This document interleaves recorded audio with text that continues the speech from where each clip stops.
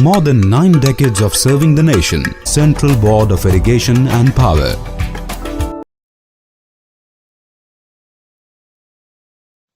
Namaste and good evening to all.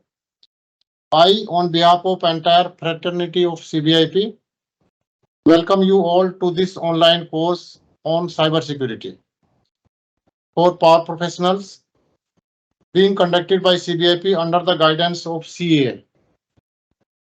Today, we are honored to have the gracious presence of Shri M.A.K. Singh sir, Member Hydro CA, and Shri A.K. Dinkar sir, Secretary CBIP, and Shri P. Saxena ji from RRVPNL, faculty for this today's session.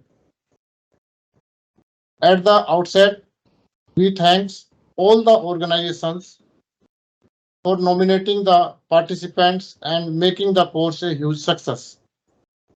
It is a matter of our pleasure to share that we have received overwhelming response and more than 100 participants have enrolled for this course. I would like to take this opportunity to especially thank Shri M.A.K. Singh sir for all the supports and encouragement provided for conducting this course on cybersecurity, which plays a vital role in the electrical power system. I also wish to thank him for sparing his valuable time today for attending the inaugural session. Further, I would like to thank our Secretary, sir, for always being the guidance force in our various programs being conducted by CBIP. Without his guidance, it would not have been possible to conduct this online certificate course. It is the vision and dynamic leadership of Shri A.K. Dinkar sir, Secretary CBIP, and Shri Sanjeev Singh sir, Director Energy CBIP, that CBIP is achieving new heights of the success. Now, I would like to request Shri A.K. Dinkar sir to welcome our chief guest, Shri M.A.K. Singh sir, and delegates from various organizations and say a few words. Sir. Thank you, Chauhanji. Please. On behalf of Central Board of Irrigation and Power, I welcome Shri M.A.K. Singh sir, Member Hydro CA, in this online certificate course on cybersecurity. I would like to take this opportunity to thank him for the support extended for the conduction of this course and seek his expert guidance on making this course highly beneficial and advantageous to the participants. We hope CEA shall provide their support in future courses and seminars as arranged by CBIP in due course of time. I also extend a very warm welcome to the expert speakers and delegates from various esteemed organizations covering all the segments of power sector in this online certification course of cybersecurity. As you are aware, power sector is amongst the most critical infrastructure in the country, vulnerable to the cyber threats. Any cyber attack in this sector would either put the power supply position to compromise or render the grid operation insecure, which may further damage the equipment or may result in the grid failure.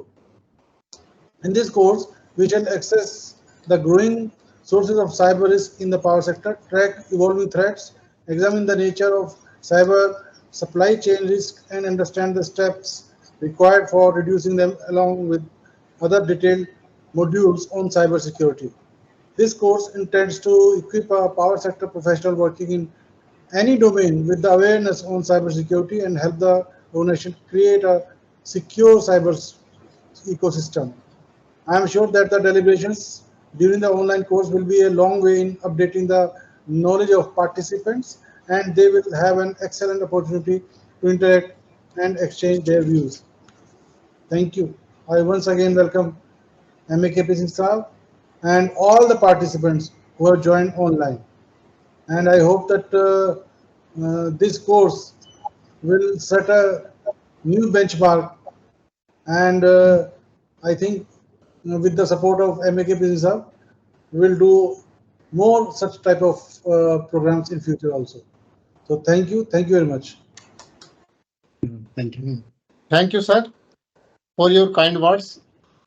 Now, I request our chief guest, Shri M.A.K.P. Singh, sir, to present the inaugural address to the participants. Sir. Thanks, my dear friends.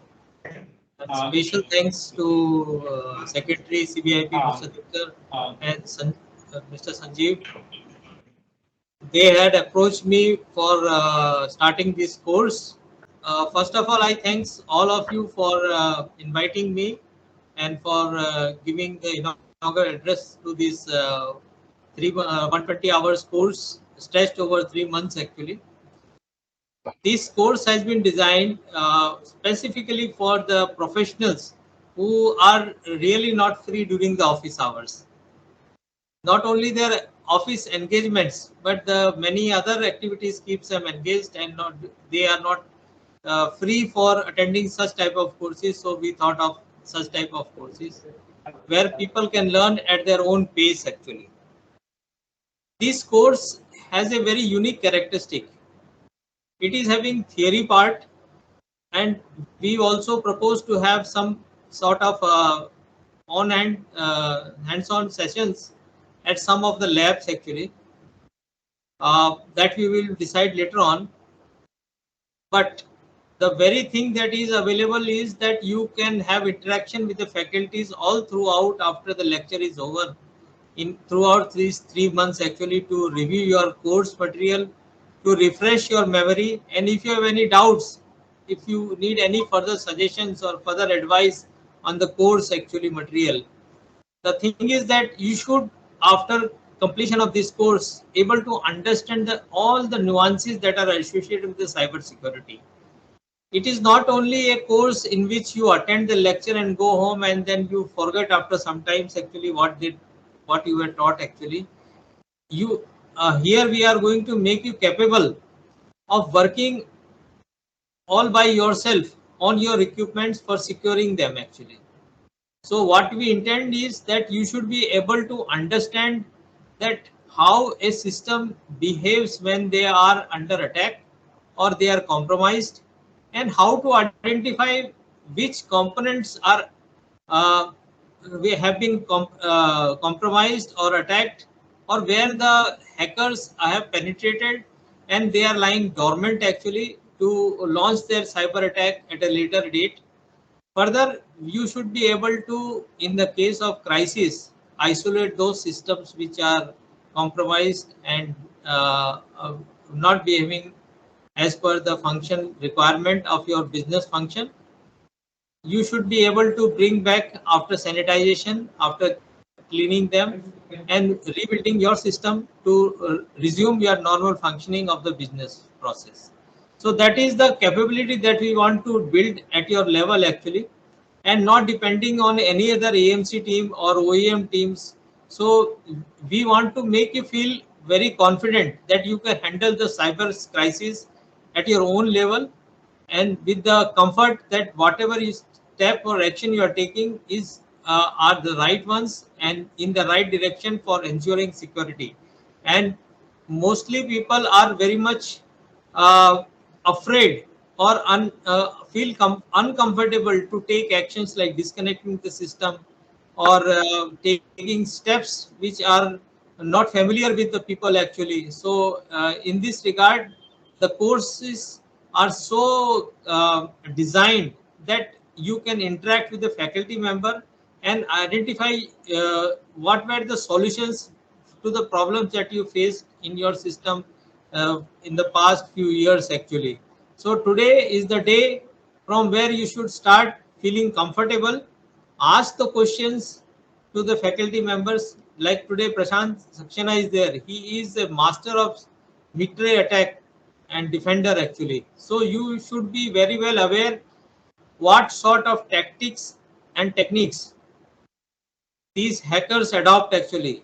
So through some of the hints, you will be able to know which is the actor group who are after your system, remember that if your system is not compromised today, it would have been compromised earlier and you are not aware of it, or you may be attacked sooner or later, or the eyes of the hackers had not fallen on your system. So every system, even so hardened to the best effort actually, may fall prey to any of the persistent attacker actually. They are having the tools and the inner strength and willpower to keep on attacking your system until they get the success, because it is very difficult to catch them, prosecute them, and prevent them from attacking on your system. Moreover, we ourselves, because we are not cyber hygiene pro actually, so we ourselves give many of the pathways to these attackers to enter into our system, like phishing mails actually, falling prey to some of the shortcut measures like using CDs and external disk drives and pen drives. These are the sources where the infection are easy to penetrate into your system, and when we have a centralized LAN or WAN, uh, they penetration from one system to another system becomes very easy, and you don't know at the last where the infection took place earlier and how it spread actually. So the vulnerability today is that from IT system, the malicious malware can percolate into your OT system. uh, you have been very much aware of the recent attacks on the power sector also, and some of the critical sectors, like one of the recent very example of the attack is the colonial pipeline actually. They had to shut down their system, they had to pay the ransomware, but still their file was not decrypted and they could not get back their files even after paying the ransomware. So paying ransom is also not a solution. In our Indian entities also, some of the entities have been facing this ransomware attack, and they have somehow managed to avoid paying ransom, but these system have fallen prey to such ransomware attack, means that our system is weak and fragile and needs some hardening measures. So when you go back to your system, you try to analyze whether your system is hardened or is vulnerable, and how, if vulnerable, how vulnerable it is actually. So please try to imbibe whatever is being taught and use them on your system actually. I don't mean that you start straight away doing BAPT, but you should be aware what are the tools, what are the techniques through which you can be able to find out the vulnerabilities in your system, and what are the solution for these vulnerabilities actually. So because we have come across many of those cybersecurity audit reports where the auditors have just done a superficial audit actually, and did not go into depth of the system. Like most of the auditors, they don't touch your OT system. So if they don't touch your OT system, which is the prime requirement of the continuity of your business function, how can you know your system is vulnerable free, actually malware free? So if any hacker somehow finds his path into your OT system, your system will remain stable. You have to be very much aware that these systems need to be audited regularly, and what are the things that has to be looked during the audit process. So one area in which I would request you to understand is the ISO 27001, 27019. These standards should be on your tips actually. The controls that are mandated in these standards, they should be you should be very much familiar with this actually, and should be aware what sort of control will help you to prevent what sort of a crisis that may happen in your system. So I would request CBIP to see that all people get a chance to analyze the vulnerability of the system of each and every utility member, and find out their controls which are necessary. So when they go back, when they look into their ISMS certification, they see that the controls are there or not actually. And if they are not, then next review they should add these controls actually. So that is the point. And 27,019 is specific to the power sector. You please try to go through it also. That will help you to understand what are the requirement of the power sector, specific power sector actually. Because power sector, the equipments are having a life of 35 years. You have to prevent them. So the security has to be very hard, not as soft as that of IT equipment is actually. Most of the hackers are able to get into our system is because we don't configure them properly. So in this course, you should be able to configure your system actually, so that you can make the task of the attacker very difficult to get into the system and then to percolate to other critical systems. So please try to see that all of your systems like firewalls, they are configured so that there is no chance of anybody getting into it which is not whitelisted. So I would request CBIP that there should be a mechanism during this course, like in the chat box, all the participants can address their questions and the faculty may address them at their after the classes is over, because to save the time for more delivery of the lecture actually. And these questions can be shared, question answer can be shared with all the participants for the benefit of all actually. Moreover, we should be very much enthusiastic of understanding what are the scenarios, what are the landscapes of threats that are emerging in the power sector, especially in the developed countries, because these countries like US, they are also facing such similar attacks actually. And Ukraine is one of the country which has been shamed for two such events actually. But the thing is that that was in a geopolitical scenario in which the Russia and Ukraine were at the war actually. That had percolated to such level that the attack was uh, created, and it was to say that your system is under our control. So let us try to see that our system doesn't go into the hands of the others. We should be able to identify from where the attackers can get into system, what should be installed at these access points, like what should be your IPS and IDS. So even if you have IPS and IDS, whether the technology is sufficient to secure your system, whether you have configured it properly or not actually, whether you are maintaining the logs or not, and more important is if you are storing the logs, whether you are analyzing these logs or not actually. What thing do you get from these logs actually? Do you see any abnormal behavior actually of the communication that is going in and out from your these gateways? So in this course, you please try to learn these things, and we will try to have some sessions where you can have hands-on sessions and to replicate your system, to see how the things could be built up in your own system by through test benches. So we would be requesting CBIP to make such arrangements. There are few labs in the countries where they do such type of things actually. So we would be very much uh, uh, we expect you participant to interact and to come out with your problems actually, because these sessions are not a theory session in the session that they are written in the textbooks. They are basically solutions to your problems actually. So if you tell your problems, we'll come out with the solutions which are, if they are not on hand available, we'll try to surf and learn and try to explain to you actually.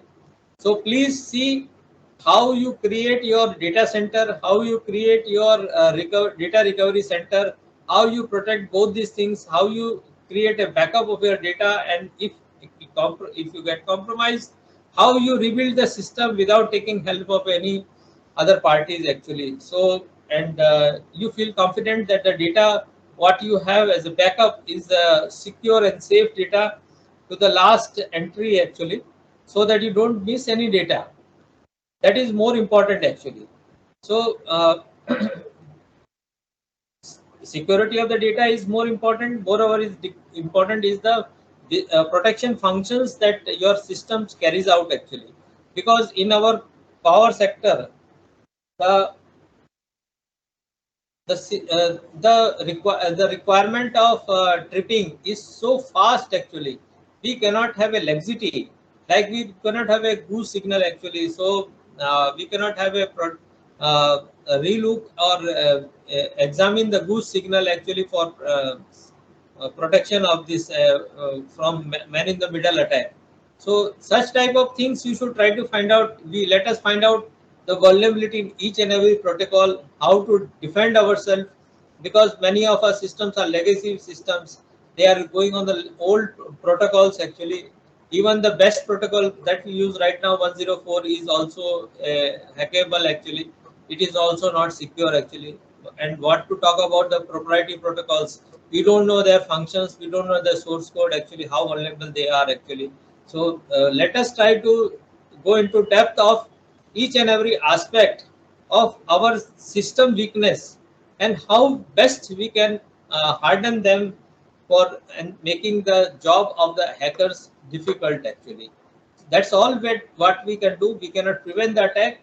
If they are bent upon attacking your system, they will do it one in the one way, one go, two go, or multiple times actually. So I would request all the participants to be ready with their questions, ready with their problems, and ready to share their ideas if they come across some of the solutions which they learned in the due course of their own some of the trainings or some of the interaction with the seniors or peer people or these auditors actually.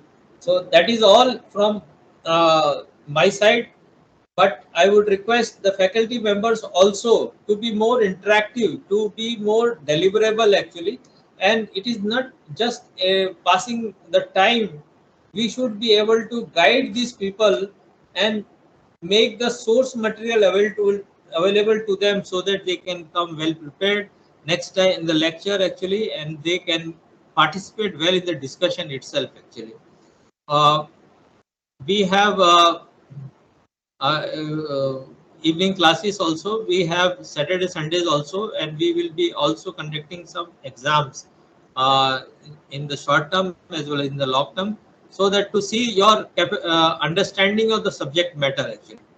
I would request Secretary CBIP also to frame some good questions whereby the innovativeness, intuitiveness of the participants is made clear actually. The faculty member should be able to guide them to develop their thinking process in, because this is a area in which the people have yet to make a inroads actually. I myself would be helping you in if you are requiring some sort of support. My team will be with you, and they will be also joining in the discussions. I would request them also to jump into the discussion if their need is there. And if you feel like coming to CSAT Power that is being established at CA, you are most welcome. We can arrange visit to some of the institutions also where you can have a more detailed understanding of the subject matter. So we want you to drive the maximum benefit out of this course. It is a course which will give you a value of each and every rupee, each and every minute that you spend on this course actually. So that is all from my side. I wish you all the best, and we will be meeting off and on. And the faculty members, if you feel like some faculties are there who can deliver some good material for you, we would request you to name them. We will put on board and see that they are there as a faculty member for this course. With this, I once again thanks Secretary CBIP, Mr. Dinkar, Sanjeev Kumar, Director Energy, and all the members who are associated with organizing this course at CBIP, and the faculty members who will be delivering the lectures all throughout these 120 hours sessions. in next 3 months actually too. With this, I see that now it is the time to start your first lecture. Mr. Prashant Saxena is there. He is, I think, a very good faculty, and he is a master actually. And I would request you to go through his books that he has written and try to use him in the best possible manner. Thank you. Thank you, sir. Thank you very much for your suggestions, directions, and guidance to us. And we will take all the precautions and implement all these suggestions advised by you. And in future also, sir, we request your kind support to the CBIP in conduct. Thank you very much, sir, once again. Now, on behalf of CBIP and all the participants, we welcome Shri Prashant Saxena ji from RRVPNL, who is having vast experience in the field of cybersecurity and is renowned expert on this subject. We request Shri Prashant Saxena sir to commence the first technical session, sir. Yeah, thank you. Thank you. Am I audible, sir, properly? Yes, sir. Yes, sir, you're audible. Thank you. Thank you to M.A.K.P, sir, and all the CBIP team for arranging such a wonderful training. And it's really need of our that the power sector professionals will require such a wonderful training because when I've seen the program brochure, I'm just very much happy that such a wonderful syllabus the CBIP team has crafted. And this is really a need of ours. So from today, I'm taking this session, and let me share my screen. Then I will start with my session.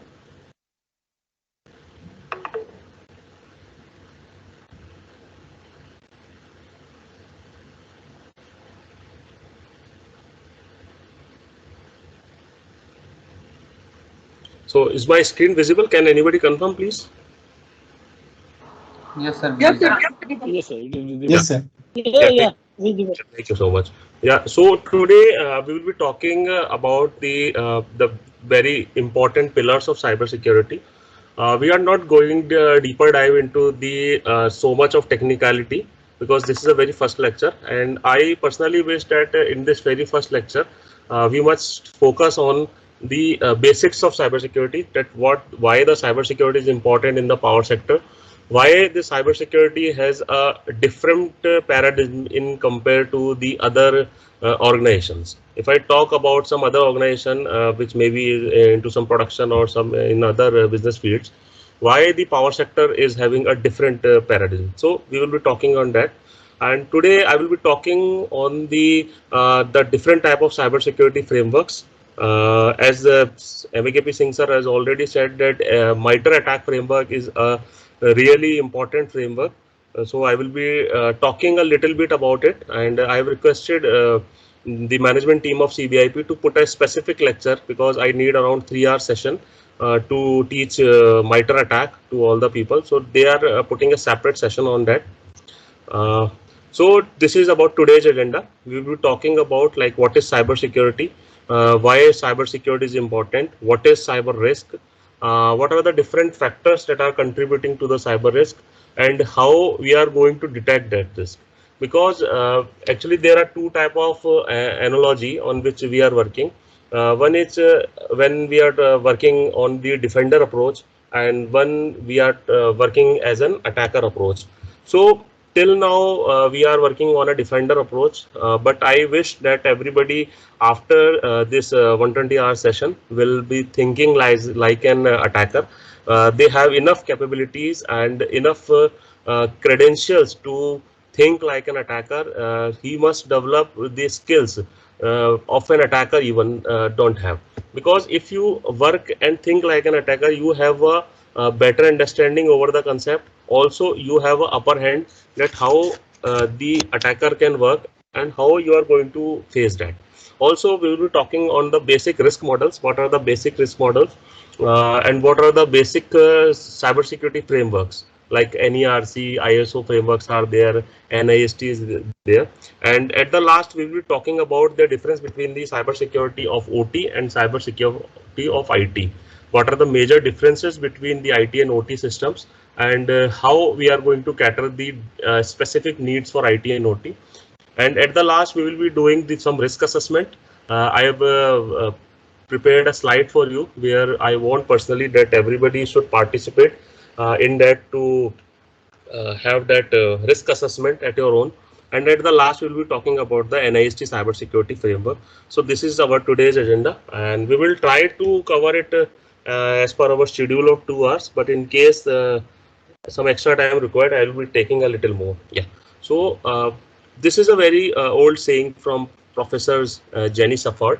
He said that the only system which is truly secure is only which is switched off and unplugged, locked in a titanium safe, buried in a concrete bunker, and is surrounded by nerve gas and very highly paid armed guard. Why he has said this? Because as Singh Sahab has already said that if somebody has an intention to attack, he will definitely attack, because your system is exposed on the internet, your system is exposed to everyone over the web. So how you are going to protect it is the main skill you're going to have.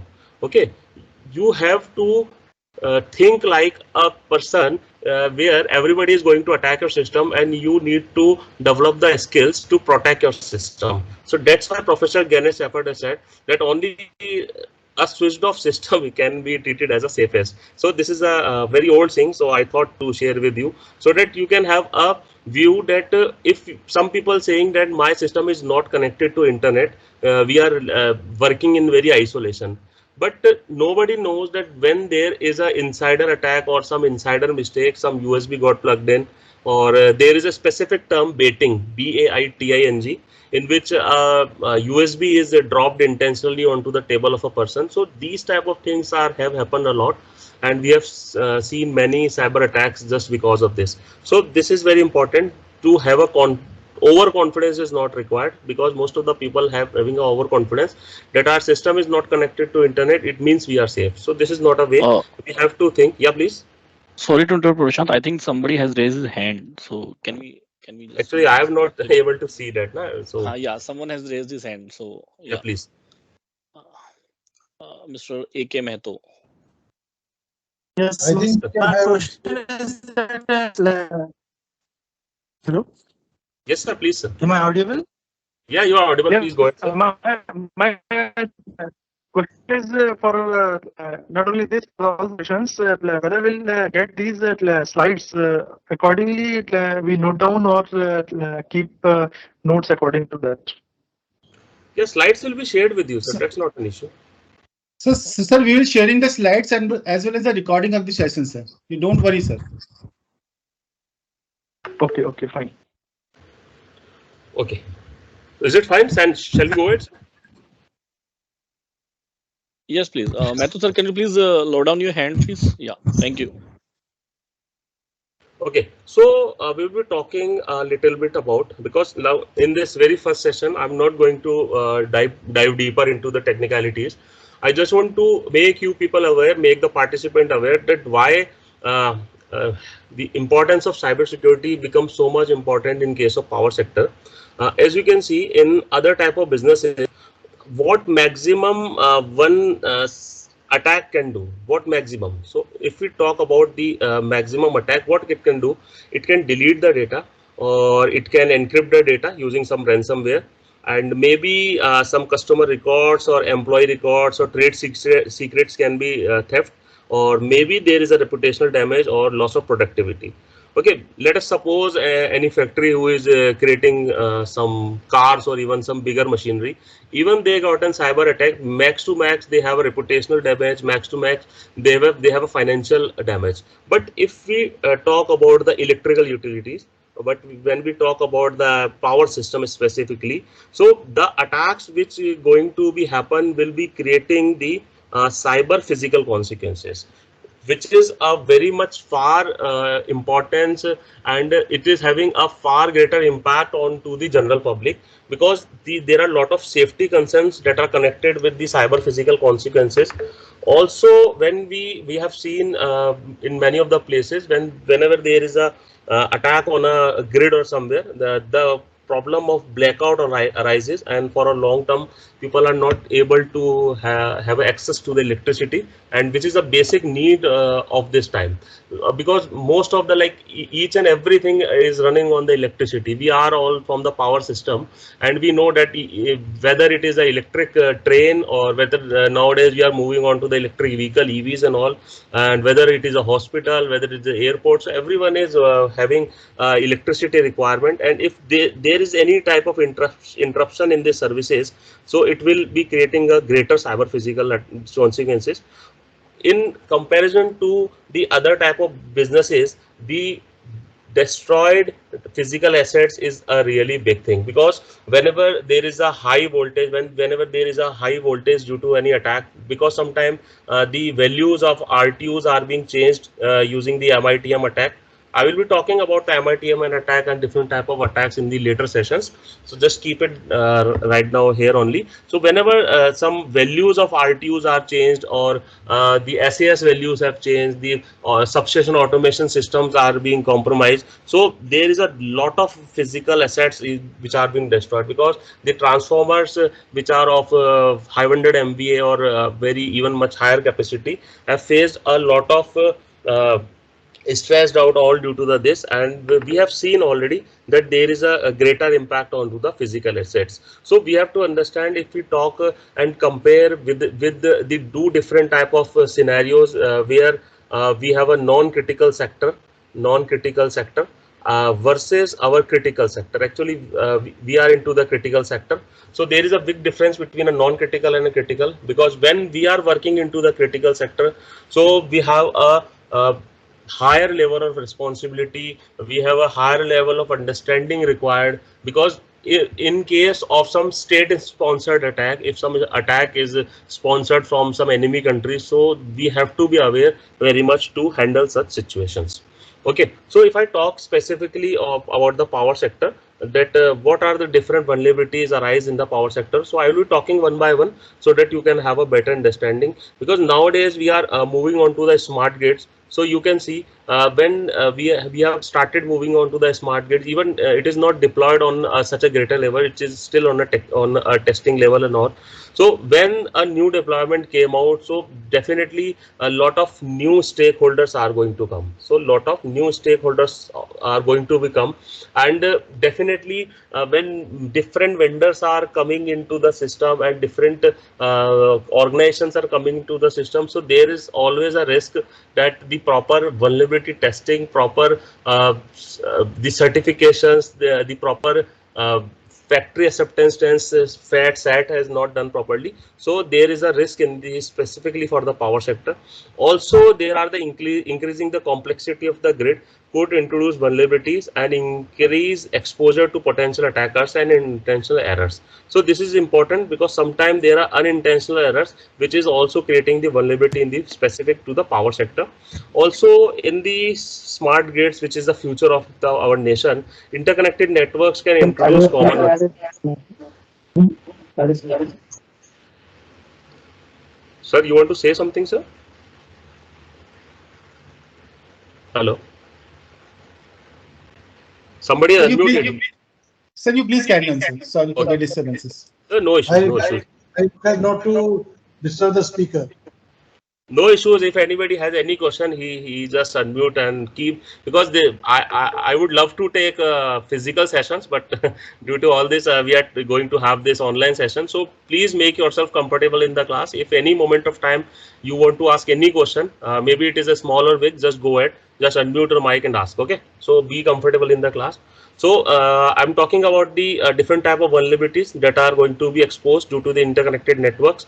Also, there is a lot of hardware issues, specifically if I talk about the RTUs in the power sector, we have a lot of RTUs that are Chinese made, and lot of devices into the OT environment of the power sector that are purchased from the land border countries and all. So there is a issue, there is a possibility, I'm not saying there is a possibility of an issue where a malicious software or firmware is being embedded into the RTUs itself. So there is always a risk. Also, when there is an increased number of entry points and path, because if I talk about a grid, so let us take this is our central grid, and lot of states are injecting their power in it. So the end of the day, the whole grid is working onto the concept of balancing. If one state is not working properly, you can see that different states are being impacted. So in the same way, this is a mesh network in the power sector specifically. So if one of the network is not working fine, everybody will be impacted. So it is having a cascading effect. Also, with the increase of new technologies, new vulnerabilities are definitely increasing. So we have to take care of specifically that if we are introducing any new technology, maybe you are introducing some new IPS into your system or some new ideas into your system, some firewall you are introducing. So try to have a proper VAPT, try to have proper security check of these devices so that you can have a better and good visibility of the security issues of that particular device. Also, the expansion of the amount of data that will be collected, that can lead to the potential for compromise of data confidentiality, including the breach of customer privacy. So these are the basic vulnerabilities that I found out in the power sector. These are not the limited, these are not the final. There can be other vulnerabilities also, and if you people feel that there are more vulnerabilities in power sector which I have just forgot to list it, so just type into the chat box so that I can also get updated. Okay, so let's start with the some very basics of the cyber security, because I've already said I'm not going to deep dive. So what is the information? Can anybody unmute himself or herself and define what is the information?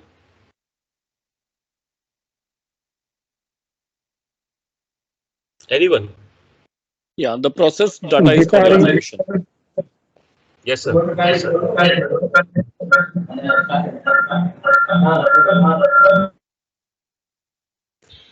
One by one, you can say, sir, please. The processed data is called information. Okay. In so, a short so note. data is an information. Okay. Other than this? No. Sorry, data is not an information. The processed data. Process data. Okay. Yeah. So if I said if raw data, what about raw data? Do you think raw data is information? Raw data is not exactly a information, but yeah, it's like information can be derived from the data, maybe from the raw data as well. Can be a meaningful form. Yeah. Yeah. But it is not exact information.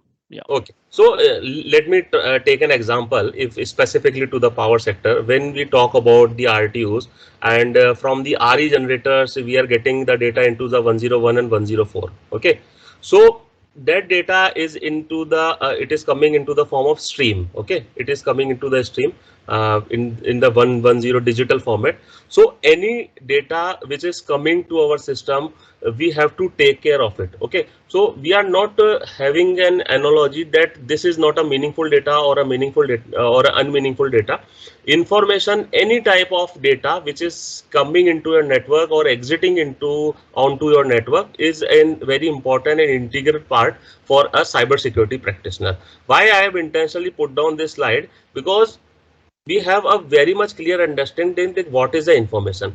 So every is a single if I say when we taking about the practical sessions about the network sniffing and all, so every single DNS query, if we are analyzing some compromised system, and each and every single DNS query or some GSP queries are there, so everything should be analyzed in a proper manner, because nowadays what I have seen is using the DNS queries, the attackers are exfiltrating the data. Okay, because otherwise, if they have used the HTTP or HTTPS or some other mode of communication to exfiltrate the data, so in that case, we are having a good IPS and IDS system implemented and installed in our environment. But what is happening nowadays, a lot of attackers has changed their system and they are using the DNS exfiltration techniques. So information is a very important part, and each and every information, whether it is a meaningful, it is a non-meaningful, but we have to take care of it. that we should give enough attention to each and every information that is going to be passed from our system. Okay, so if I talk about types of information, so there are some physical information, there are some digital information, and there are some mental information. So when we talk about cyber security specifically, we will be taking care of the digital information. But if we are talking about the information security, okay, so there are two different things. Let me try. One is a information security and other is a cyber security. Okay, so when we are talking about information security, all the three should be covered. Physical information should be covered, mental information should be covered, and also the digital information should be covered, because during the information security management system, we are using ISO 27001 to implement the information security management system in our organization. And as per the controls in the ISMS enshrined, the physical security, the physical information is also to be kept safe. Okay, so this is a common mistake in many practitioners, that physical information is not taken care of when we talk about the cyber security, and mental information is also not an issue. But in case of cyber security, when we are specifically talking, we are taking care of the digital information, all type of digital information or digital assets, or if I say digital devices, are taken care of in the cyber security. So in most of the classes, we will be talking on how to protect the digital assets, how to protect the digital devices, what are the different devices which are be responsible for safeguarding your system from the unauthorized access and all. Okay, so this is the main difference between the information security and the cyber security. And most of the people confuse themselves that information security is same as cyber security. No, this is a very big difference. When we talk about information security, we going to take the whole of the thing on a very holistic level, on a very bird eye view level. But when we talk about cyber security, we have to take care of the digital devices. Okay, so what is cyber security is all about? A successful cybersecurity approach has multiple layers of protection spread across the computer, network, programs, or data that were intended to keep safe. In an organization, the people, or process, and technology must all complement each other to create an effective defense for cybersecurity. So, if we want to implement a proper, justified cybersecurity environment in our organization, so what are the three main pillars for that? So the three main pillars are people, process, and technology. So this is also called as a PPT framework. Okay, so this is called as a PPT framework, where people, process, and technology, these three things are very much important to implement a good cybersecurity environment into your organization. Okay, so let us talk about these things, because these are not so much technical, but these are the very much building blocks for you people to have this whole 120 session. Because most of the thing, with my experience, I could say people are having putting a more focus on this part.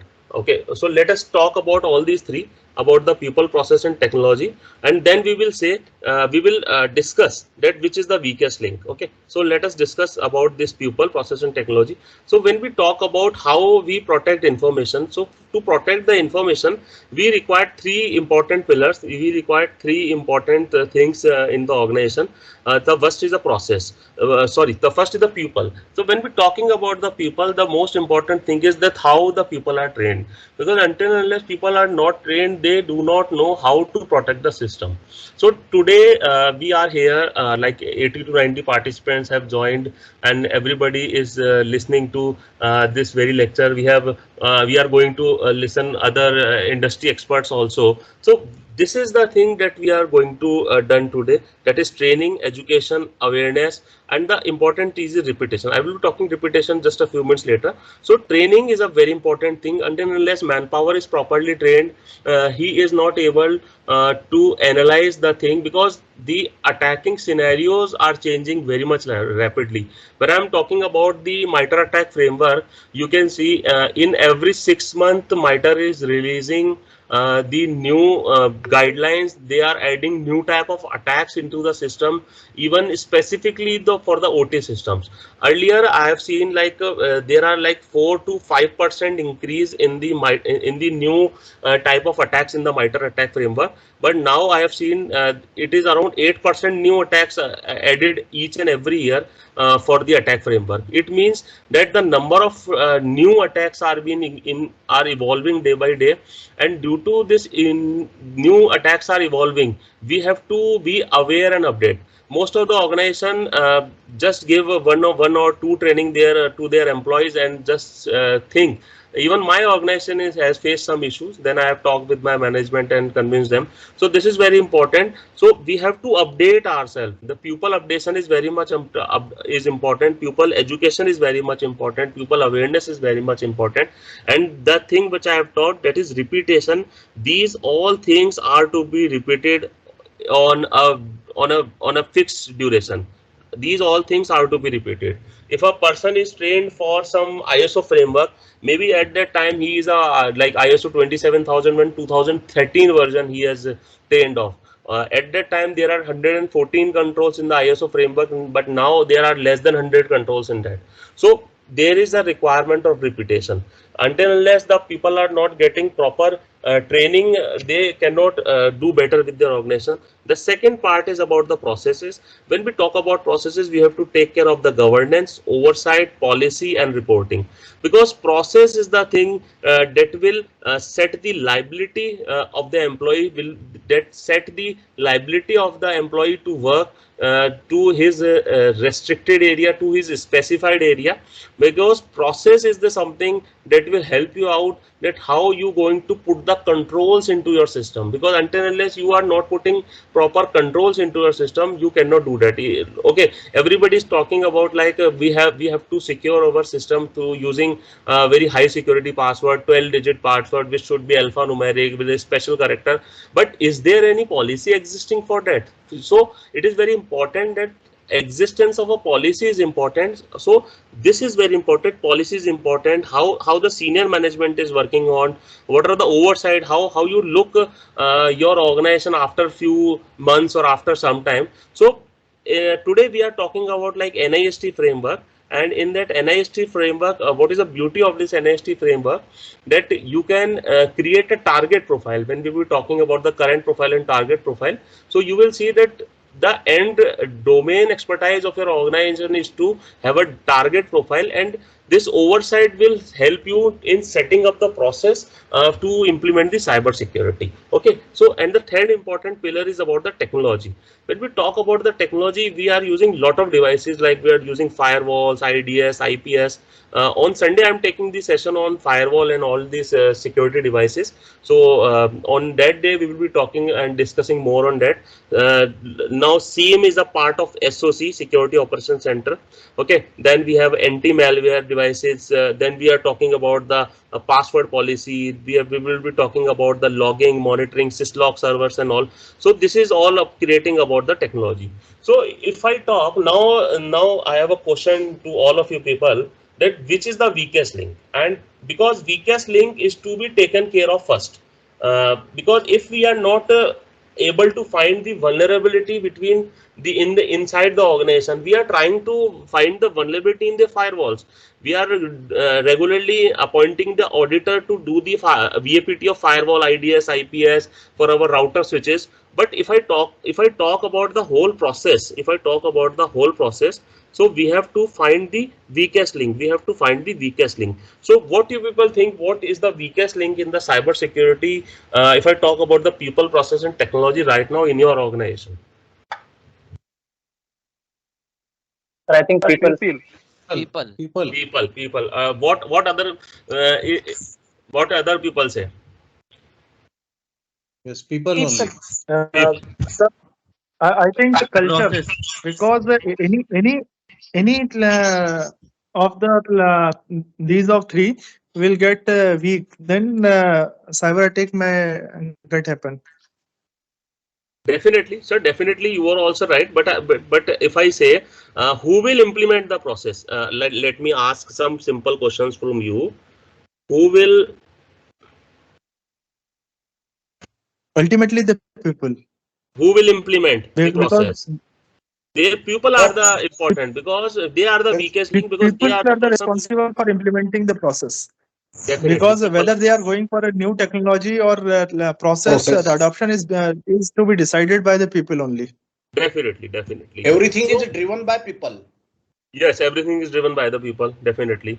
So do you think that most of the organizations are putting an enough emphasis on technology? If I say, let me give a small example, maybe some people are not in agree with you. If there is a training of 2 lakh rupees, management will will say just no to you. But if you say that there is a firewall of 45 lakhs, we need to buy it.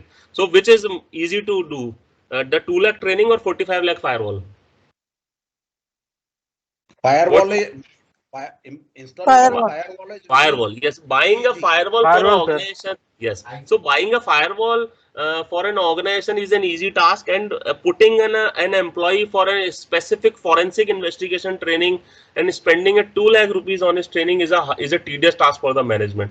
So this thing we have to check, and I think most very senior people are here also. So this is very important that people are the very important part of the cyber security, because until unless people are not having enough awareness, even the people who are not directly the part of your cyber security team, people are not directly into the IT environment, but the basic awareness of the cyber security is important, because end of the day the users which are even not IT friendly, they can be responsible for like implementing or impounding some malwares into your system. So this is very important. That's why I put down some special time for this particular slide, so that you can have a better understanding to understand the people, process and technology.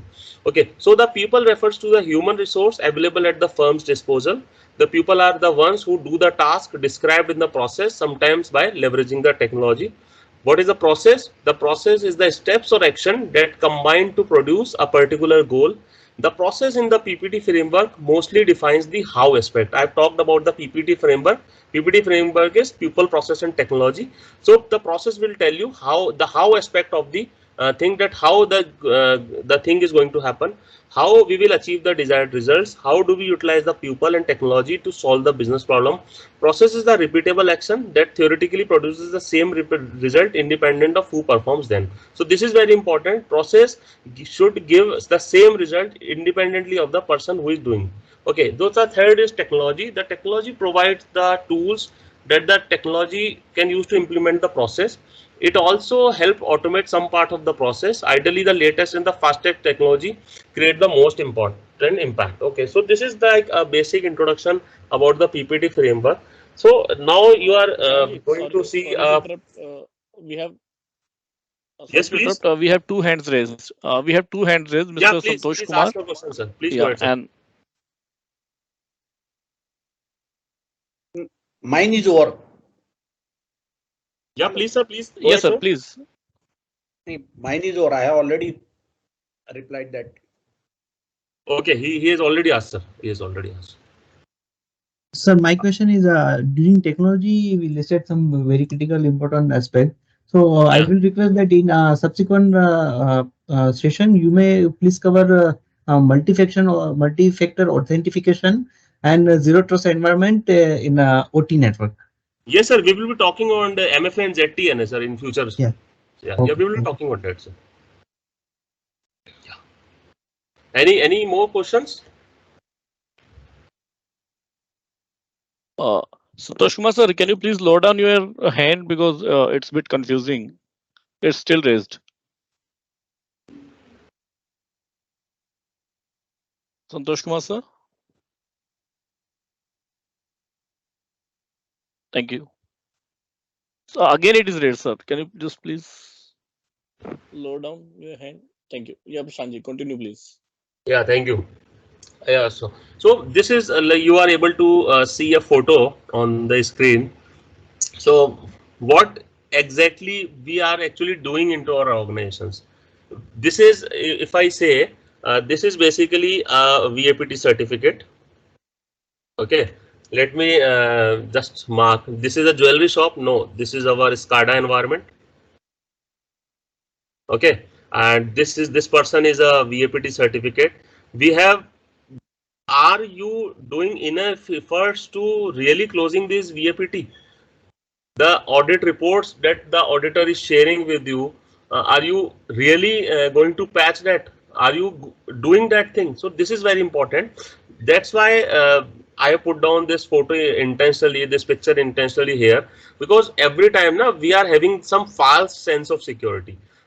Every time when we are going for some ISO 27000 audit, 27,000 audit. So most of the times, some organization or some people just going to have a scenario where they just required a certificate to just put on the wall or to share with the ministry and all.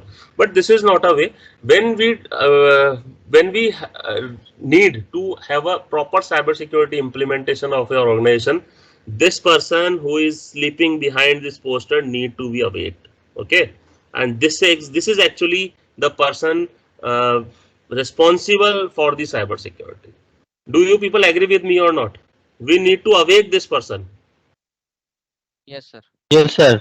Exactly. Yes. Yes, yes. I'm agreed with you. Yes, sir. Yeah, yeah. So this is very important. This certificate is the attacker will not see this certificate. Okay, they are having they have done their VAPT, so we will not going to attack them. Okay, so this is just a certificate. Just put a cross on this person and try to awake this person so that the best security system will work. It is also written even the best security system work only function when it is activated. So we have to activate the system. We have to activate the people. Okay. Now let us define some theoretical definitions of cybersecurity. Then we will be moving on to the other topics of risk environment or on risk assessment. So let's do that. So what is a cybersecurity exactly means?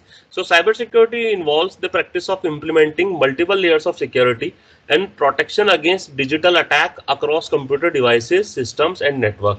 So when I say about the multiple layer of security, what are the multiple layer of security? If I talk in cybersecurity, let me talk with a very small example so that you can have a better understanding. Okay.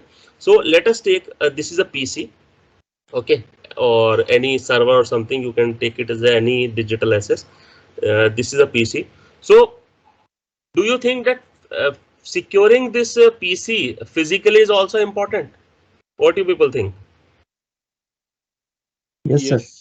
Yes. So when we talk Yes, sir. about when we talk about cyber security, so physical security is a important layer of security. So now this PC is going to be connected through some network. This is a switch or something. Okay, it is going to be connected through some network for the data transmission. So whenever a digital device is connected to a network or something, then there is a second layer of security arise, that is a network security. Okay, and the third important part of the cyber security is do you run any OS or something on a PC, or you are not using any software on that? Every PC or server or router required a software. Even the Cisco required a iOS software for that. Is it right or not? Yes. Right. Yes, Okay. yes. So we have some applications. We have some application deployed in. So there is a requirement of the application security. Okay, so these are the important layers of security. Now we can enhance them into the cloud security or into the different type of other peripheral devices, but these are the major classifications if I talk about the layers of security: the physical security, network security and application security. Okay, so this is one more very good definition. Actually I like this definition very much.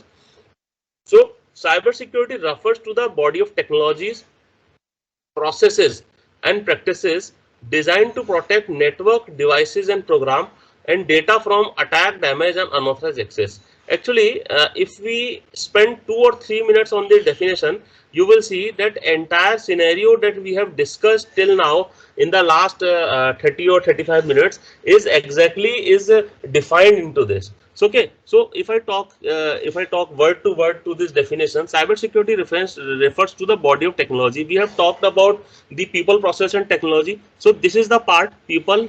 This is the part like people, process, and technology, because practices is going to be followed by the people. So we can correlate practice with people, process, and technology. Designed to protect what we are going to protect, because this is very important.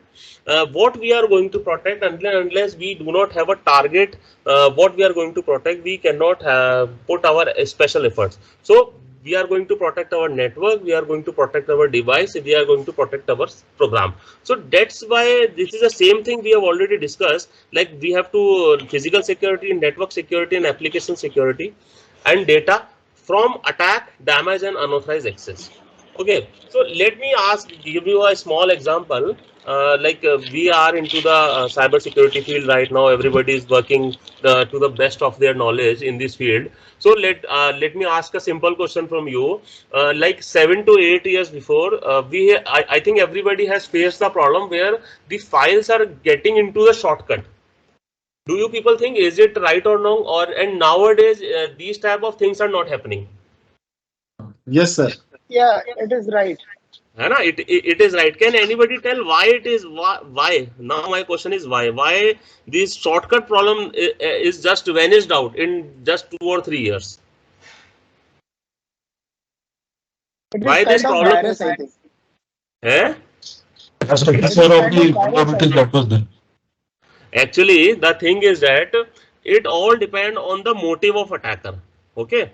When we talk about the advanced framework like MITRE attack framework and all, we will be talking on the threat hunting concepts. But till now, just keep yourself about the motive of attack. Okay. Motive of attack. Okay, like 7 to 8 years before, the motive of the attack is to damage the data. Okay, before 7 to 8 years, the motive is to damage the data, because the attackers are not having enough capability to maintain the persistence. They are not having enough capability to maintain the persistence, so they just created the malware. They have just created the software or some worms or trojans in that way, so that it's going to damage your data. But now the intention of attacker has totally changed. Now the attacker is trying to have the unauthorized access plus theft. Now they have a target to have unauthorized access and theft. So you can see in like 7 to 8 years, the whole scenario is being changed. Earlier, we have not even listened about the APT, advanced persistent threats, which are sitting into your system for 4 to 5 years even, and they are activating on the command of some C2IP after 4 or 5 years. So the scenario has completely changed. So we have to evolve ourselves so that we can face the critical situation, face the critical issues that the attackers can do with us. So any questions up to this?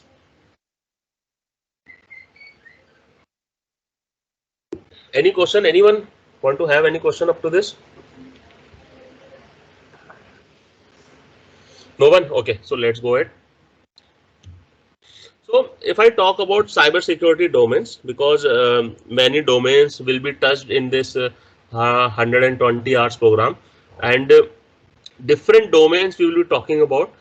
We will be talking about framework and standards. We will be talking about the risk assessment. Today also we will do some risk assessment exercises. We will be talking on governance. We will be talking on threat intelligence, for security engineering. Probably on career development, maybe we do not going to speak a lot. For the security operations, for the security operations centers and all, CSOC and all, and these user awareness training and all. So I think in this program, we are going to touch in each and every area of cyber security. So this is CIA. I think most of the people has already aware about the CIA, confidentiality, integrity, and availability. but let me take just take 2 to 5 minutes, and I want to give a new version of the CIA to you people, that how the confidentiality, integrity and availability will really affect your system if proper attention and proper taken is not taken care of. So what is threat in cybersecurity? It is very important to understand what are the threats in cybersecurity. So cybersecurity threats can be broadly classified into three categories. That is threats to confidentiality, threats to integrity, and threats to availability. I'm not going to going to discuss what is the definition of confidentiality, what is the definition of integrity and availability. I know that you people have already attended so much of sessions, and now there is enough maturity in each and every participant that what is a CIA triad and all. I'm going to talk what are the threats to confidentiality, what are the threats to integrity, and what are the threats to availability. So these categories correspond to three main objectives of the CIA, that is confidentiality, integrity, availability, that we used to say is a CIA triad. So let us talk about threats to confidentiality. These threats involve unauthorized access to information. They aim to breach privacy by accessing sensitive data without consent. Example of such threat includes phishing attacks, spywares, and keyloggers. Because when we talk about the implementing and imparting the cybersecurity frameworks into our organization, we have to take care of that. Phishing is a really big issue that everybody is taking care of. Even the defense is facing a very big issue all due to this phishing. Even the space organization ISRO has faced the issues of phishing. So because email ID and the mobile numbers are not that much easy to gain of any organization, so in that case there are a lot of phishing attacks. So phishing attack is, these attacks aim to trick users into divulging sensitive information such as login credentials or financial information. So two important thing that I want to add with this phishing attack is that is fear and greed. Okay, so every time whenever there is a fear or greed, there is a chance of phishing attack. If somebody is sending you a mail that your mailbox is increased, that is a greed. And if somebody is saying that your Aadhaar is going to be blocked, that is a fear. Also, if I talk about phishing, some new terms I need to introduce with you. One is a wishing, and another one is a smishing. Okay, how many of you know about this wishing and smishing?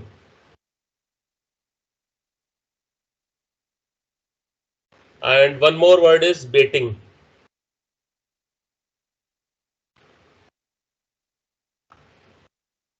Can anybody explain this wishing, smishing, baiting? Have you heard about these words? No, sir. Please explain. Okay, okay, let me tell you. When we talk about the email phishing and all, so these are the specific words that are now available. Wishing is when you're getting a phishing over a voice. Okay, when you're getting a voice call for the phishing purpose, it is specifically called as wishing. And when you're getting an SMS or some WhatsApp message or some social media message, it is particularly called as a smishing. And baiting is a very important trick that is used by where a USB is intentionally put down onto your table. Let me ask a simple question. If very fine day you find a USB lying on your table, what you people do? Just thought that you are a common person. You are a common person, not an IT expert. What a common man will do when he found a USB lying on his office table in very early morning? What he is going to do?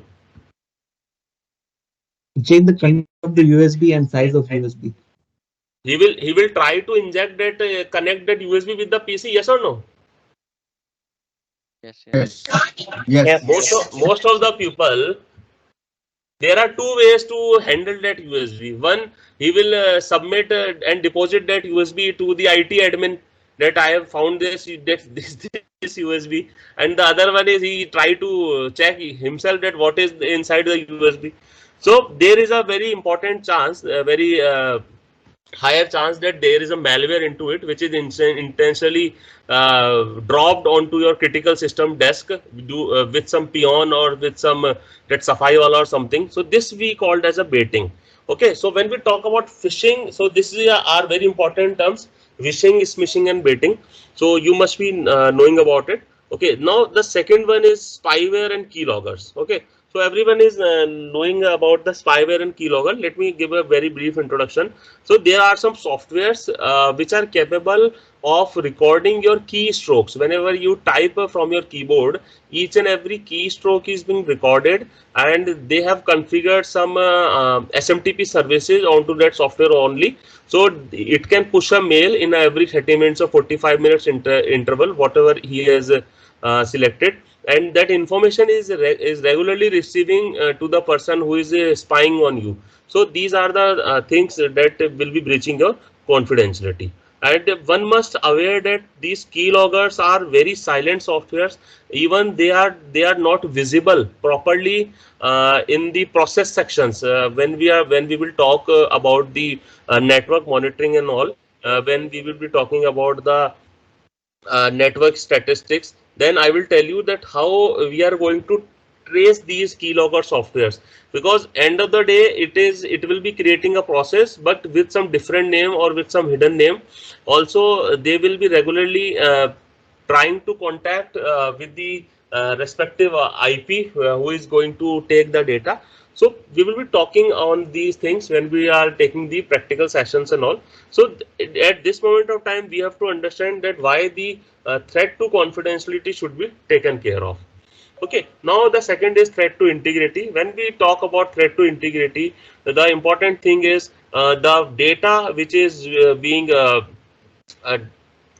being transmitted or which is being stored, it's not being manipulated. Because if the data is being manipulated, so then in that case there is a big chance of a cyber physical consequences. Okay, so let me talk that data is basically is of two types. One is a data at rest, and the other one is data in transit. Okay, so when we talk at data at rest or data in transit, both are having a separate type of security controls to be put in. Okay, if you put the controls for data at rest and data in transit, then you will not getting that much of fruitful results, because during the data in transit, the concept of encryption will come. And when we talk about data at rest, maybe your data, you used to encrypt your data or not encrypting your data, it is your wish. But the functionality, the controls to secure the data at rest and data in transit are different. So this is important. And when we talk about the data breaches, these occur when an attacker gains unauthorized access to data in the system or database and alters it. Okay, let me ask you people a simple question. If we are working on an OT environment, uh, which is the major issue you are facing, and which is the major emphasis you are going to put on, data at rest or data at transit? If I talk about the OT environment, Data at rest. Data transit. sir, can you please explain with your answer why you think so?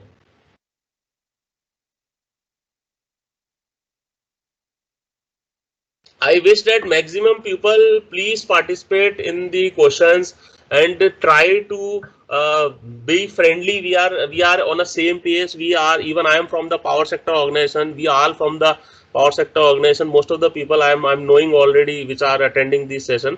So try to involve in the session. Try to ask a lot of questions. So I'm really happy when people ask questions from me. Okay. So just tell me what is the, yeah, please go ahead, sir. Because what happens, Yeah, please go ahead, sir. Please go ahead. what happens when because my data is secure as far as I know, but when it is in transit, it is exposed to so many hackers. Yes. Yes, sir. Definitely. So it is important, because I am concerned about this. When the data is in transit, it should be secure. Definitely. Definitely. What other people think? Data in transit I consider is as commands, and data in rest I will consider as a historian. So data in transit could be more critical for a central control like SLDC or any other applications. And data in REST will be critical for APM like applications and history. Definitely. So the thing is, it is all depend on this single word. Okay, you will understand with this single word that we called as exposure. Okay, so just ask yourself which data is more exposed, data at rest or data in transit? Data in In transit. transit. Data in transit. In So transit. definitely the more exposure, so exposure is directly proportional to the risk. The more the data is exposed, the more the data is at risk. Okay, and data in transit is having a higher exposure. Okay, so we have to understand that when we talk about data in transit, there is a higher threat to integrity of the data, because this is as sir has already M.A.K.P. Singh in the sir said already said that man in the middle attack is the major issues right now. The data is going to be sniffed. Okay, the data is going to be sniffed and it may be altered. So this is very important when we talk about data in transit. So there is a higher risk to the integrity, and we have to take special care for the data in transit from these MITM attacks. Okay. Although a lot of VPN technologies are there, we will be talking on the IPsec VPN and SSL VPN. So these VPN technologies will help to protect the data, but every time we are not using the VPNs. So this is very important. Also, when we talk about the data at rest, when we talk about, because this is also very important, data at rest. So malware attacks are having a very big issue in this data at rest section, because ransomware is something which put on the data at rest. Do you people agree with me or not? If the data On is which data confidential or the ransomware will important, act? Yes, if the data is confidential or like that, so the Yeah. ransom So Because what hap- talk about because yes sir, please go ahead sir. Bataiye sir. what happens when attacker attacks your storage, it gets lot of data Yes sir. because you are having lot of data in your storage, so it gets access to lot of data. Mm-hmm. Definitely sir, definitely. So this we have to understand that at the in case of data in transit, the attack vector is different. In the data in transit, MITM is the attack, man in the middle attack. But when we talk about data at the rest, ransomware is the issue. Okay, ransomware is the issue. So when we going to, Can you please clarify about what is a ransomware? yeah, I will be talking sir, just after this I will be talking about, just a minute है ना, मेरे को आप एक minute दीजिए, मैं आपको समझाता हूँ रैंसमवेयर क्या होता है. So the thing we going to understand is कि when we talk about data at rest, the security controls are different, and when we talk about data in transit, the security controls are different. Okay, so let me answer the sir's question. What is your good name sir, and from where are you sir? I am from Avada. My name is Utsav Kumar. Yeah. So Mr. Kumar, ransomware, let me break down this word into two parts. Okay. Hindi में पढ़ते हैं sir संधि विच्छेद, इसीलिए English में भी कर दिया, ransom plus ware. If I talk about this word ransom, ransom sir in Hindi we used to call as a फिरौती. Okay, you know sir word फिरौती in Hindi? Yes, yes. Okay, so in you can say that that your data is not taken somewhere, it is into your system only, but the data is being encrypted. Okay, some file is there. Okay, some file is there and some data is written ABC, but now after this ransomware, this file has become this star hash or something, means it is encrypted, it is not now into the readable form. Okay, so now attacker is asking you to pay some ransom money. Okay, it is asking you to pay some ransom money so that he will might give you a decryption. So might be they will be giving some decryption key, and it is recommended that even after paying the ransom, they will not sharing any type of these key and all. So this is the sir ransomware attack where the data is being encrypted and the user is not able to access the data. Is it understood now, sir? Kumar sir? yes, clear. Thank you. Yeah. So now you can understand that for type of data at rest or data in transit, the attack vectors are different and the threats to integrity is totally different. So this is not about the simple CIA triad. We have to understand that how at different levels the different type of issues are coming and how we are going to handle that. Okay. So we have talked about data breaches, we have talked about malware attacks, and we have talked about MITM attacks. In the later section, we will be talking specifically for the malwares, that how the malwares are working, what are viruses, what are worms, what are the trojans, botnet, and so on. And if I got an opportunity, I will also talking about the reverse malware engineering, which is the latest technology right now, or you can say it is the really need of our, because you people are getting IOCs daily, indicator of compromises with lot of IP domains and hash.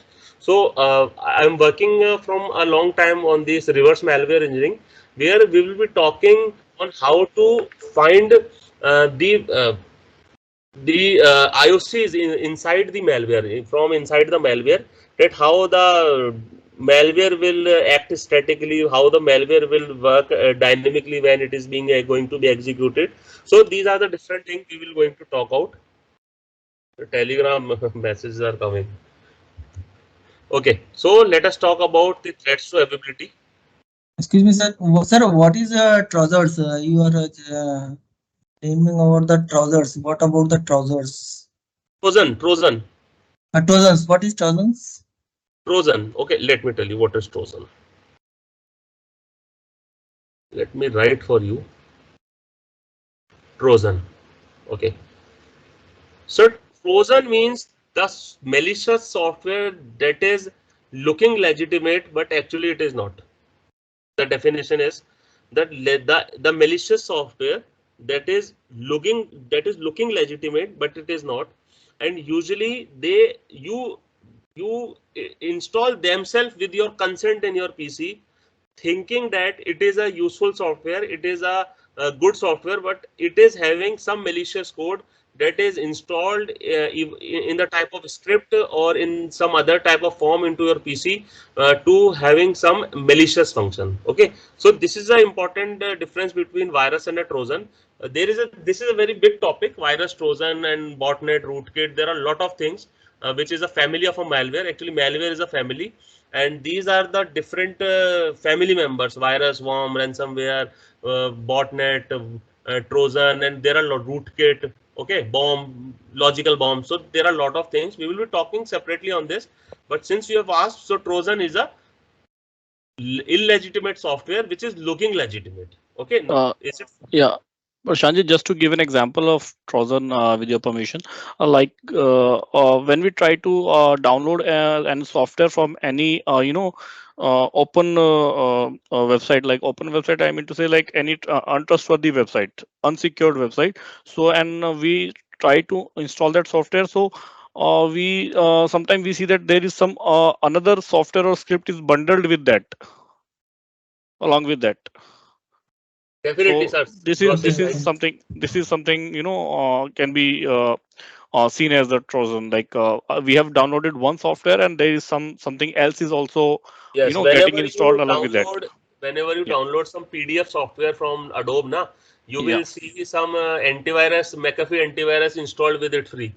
yeah, and that is not, yeah, and sometimes some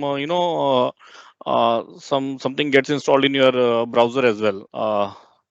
What we call it? I just forgot that. Some Add-ons. some cookies and Add-ons. some add-ons. Yeah, add-ons. So that these kind of unwanted Unwanted software, downloads. Yeah, definitely, definitely, yeah. definitely. Yeah. Yeah, thank you for adding, sir. Thank you so much. Sir, in Sir, one recent more. past, hello. Yeah, please.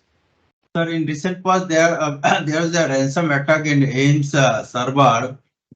So did Yes, sir. they able to recover all the data?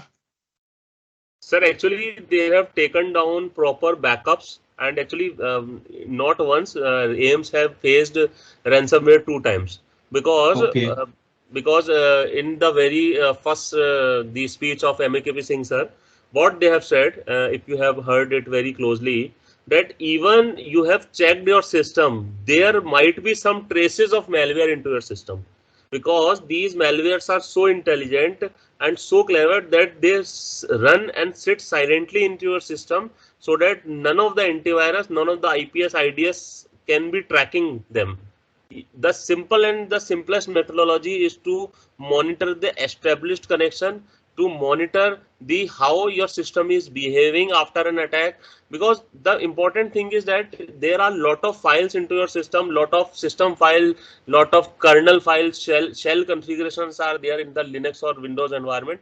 So it is very hard to look down. So that's why the attacker is so designed. So if in case he is being detected, he has put down some secondary mechanism, he has put down some backup mechanism into the security environment, so that in case you have cleaned the system once, he has put down some agents into your environment, so that again the ransomware can occur. So in the same way, in the Ames case, the ransomware has occurred second time. And specifically to your question, sir, they have proper backups. That's why we always said keep backup properly, and because if you're not taking system backups properly, it's very hard to restore the system. And the important thing is, when somebody is talking on backups, maybe I am not talking or not, if anybody is talking on backup, it is very important, I need to mention here, just try to import that backup once, because I have also faced this same issue 7 years before.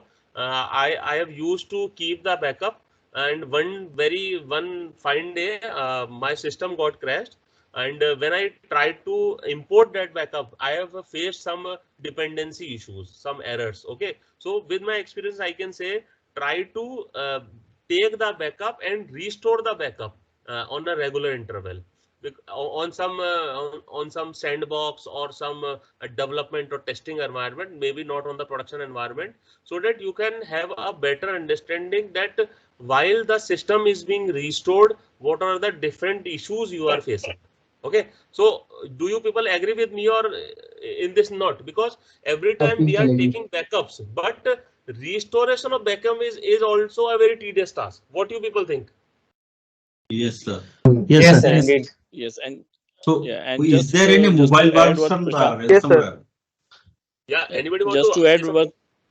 yeah, and just to add what Prashant ji is saying, that while taking the backup, we should only use the software backup tools which are either coming along with the operating system or from the trustworthy sources, like from the reputed firms and registered firms. We should not be using any sort of freeware tool while for our backup purposes. Yeah.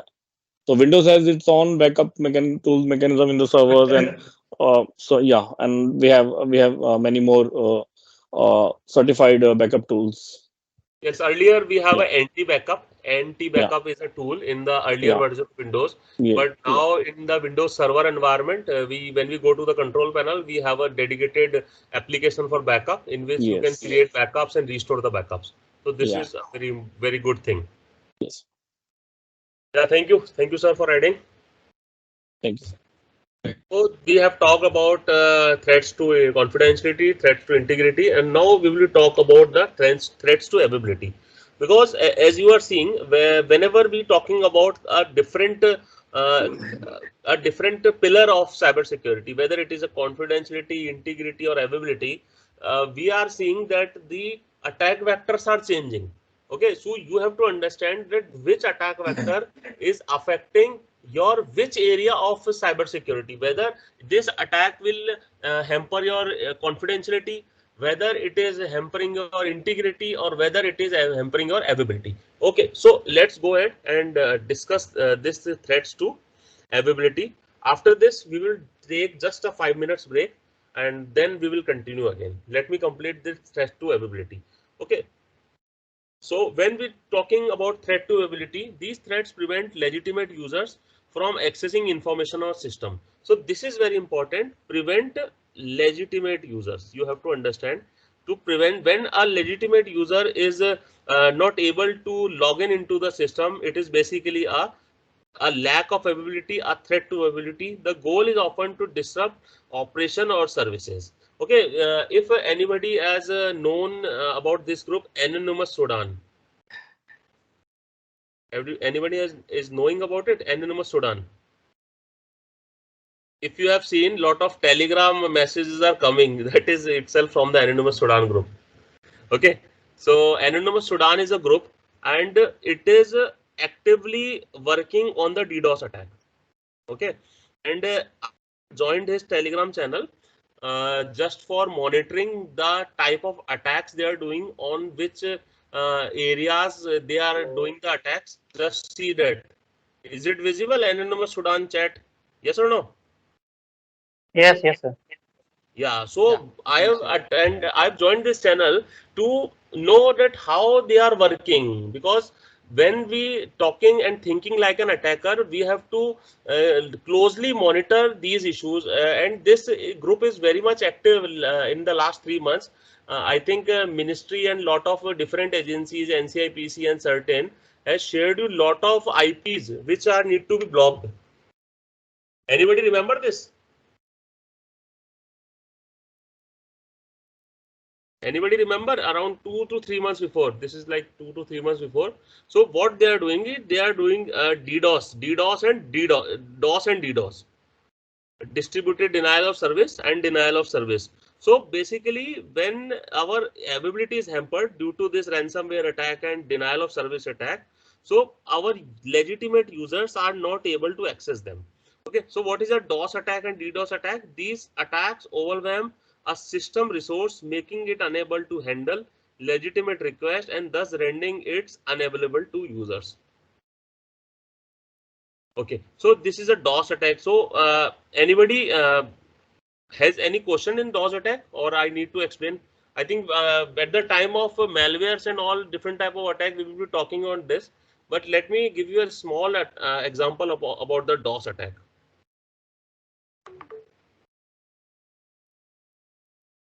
Yes, please. Yeah. Okay. Okay. So everybody is knowing about this simple command ping. Yes. Yes. Ping command. Okay. So what ping command is doing? It is working on the ICMP protocol. Okay. It is working on the ICMP protocol, and what it is doing when we have a 2 or more systems, and when we need to check the system that this is alive or not, we going to send a ICMP packet to this system, and this system will reply that, sir, I have received your packet and I am alive. So this basically the ping command is doing. Okay. So just take an example. This computer has a like resource to handle 100 ping commands. I'm just taking an example. It is not like so. So in case this computer is regularly pinging this computer, okay, this is the first attempt, and maybe it is created a software or a script so that 100 pings can be done onto this resource. So when the capability of this system, this is a system and this is a B system, when the capability of system B is exhausted, then the services that are running onto the system B got down. So this is a DOS attack. What we called it as a DOS attack, that is a denial of service. You are not able to access the service of this service B of this system B. So this is simple DOS attack using an ICMP protocol. There are different type of DOS attacks, but this is a simple example that I can give. And when we talk about the distributed, in distributed, let this computer be, and from multiple location this system is receiving the ICMP packets or some other packets, and this system is this B system is not able to handle that request, and it got down. So this we called as a distributed denial of service. So the one single word is going to add in front of this DDoS. Denial of service is a DOS, and distributed means distributed denial of service, where from multiple locations the packets are coming. Okay, so this is a simple attack which is Yeah. happening the availability. Yeah, and just to add, Prashantji, like we ourselves can check it in our network. Like with the ping command, if we put on let's say 5 MB data or 2 MB data on the ping command, so the another system to which we are pinging, which initially will take latency, And if we keep on increasing the data, then it will stop responding to that. Yes, yes, yes. You using the dash hyphen L. Yes, We log. can do Yeah, that by changing yes, the you can. size, the buffer size. Correct. Yeah. Yeah. But if So in firewall, if you have configured the class of services, then and if you define the high priority data, then via protocol, then you might be not facing such issue. yes, yes, definitely, sir. So there is a simple thing that you can block the ICMP in your firewall and using the quality of service QoS and all.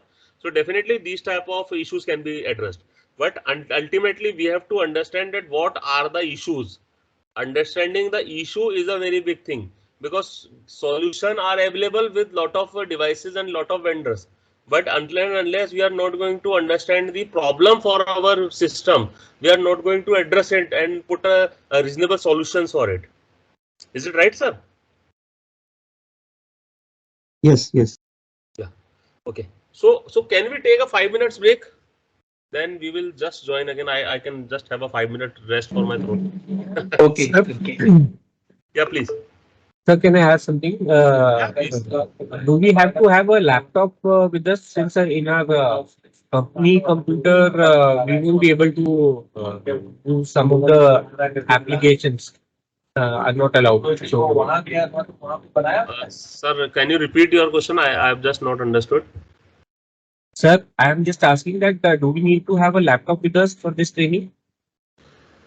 Sir, because sometime because this is not a theoretical training, full 120 hours is not theoretical. Lot of practical stuff is also going to be taught.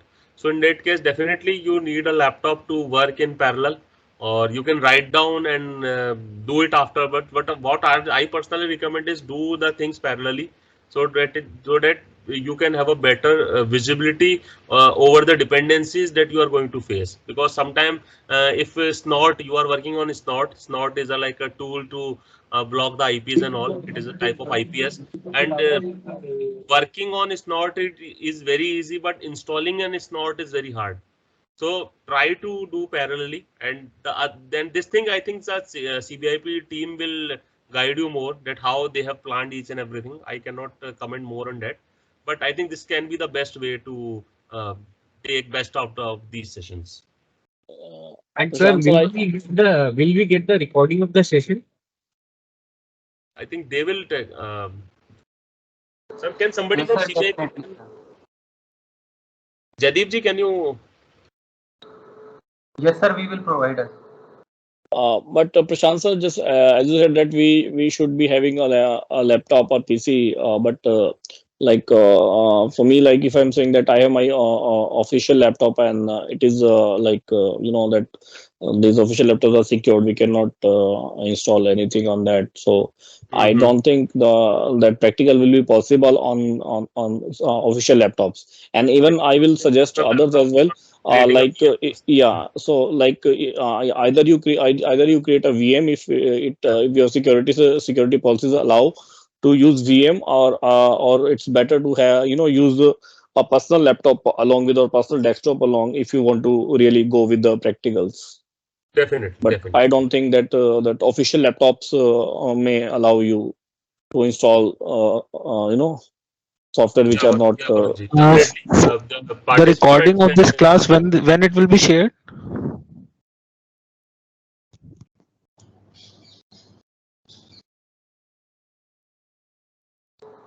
We will share you Monday, sir. Okay. And also, sir, I would like to say that the size of the recording will be huge for this 2.5 hour session. So either how you want to proceed with the distribution of the recording over the, like, do you want to put it on the chat so that everybody can download, or you put it on some like Google Drive or somewhere, like. Yeah, because that is also need to be informed to everyone so that they can download accordingly. We will check up with our IT team. Yeah, yes, sir. I think if they put it on chat as well, so that is fine, because once everyone is downloading, have downloaded it, so they can remove it after after a certain period, like after 2 days or 3 days, and Okay. taking confirmation from maximum people, they can remove it there. Okay. Very clear Yes. note. Yes, sir. Thank you, sir. Yeah, thank you, Varunji. So let's continue. PPT should be shared class.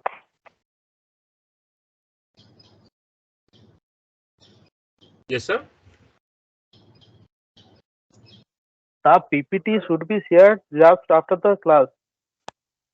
I think they will be shared. I think they will be shared. Not an issue.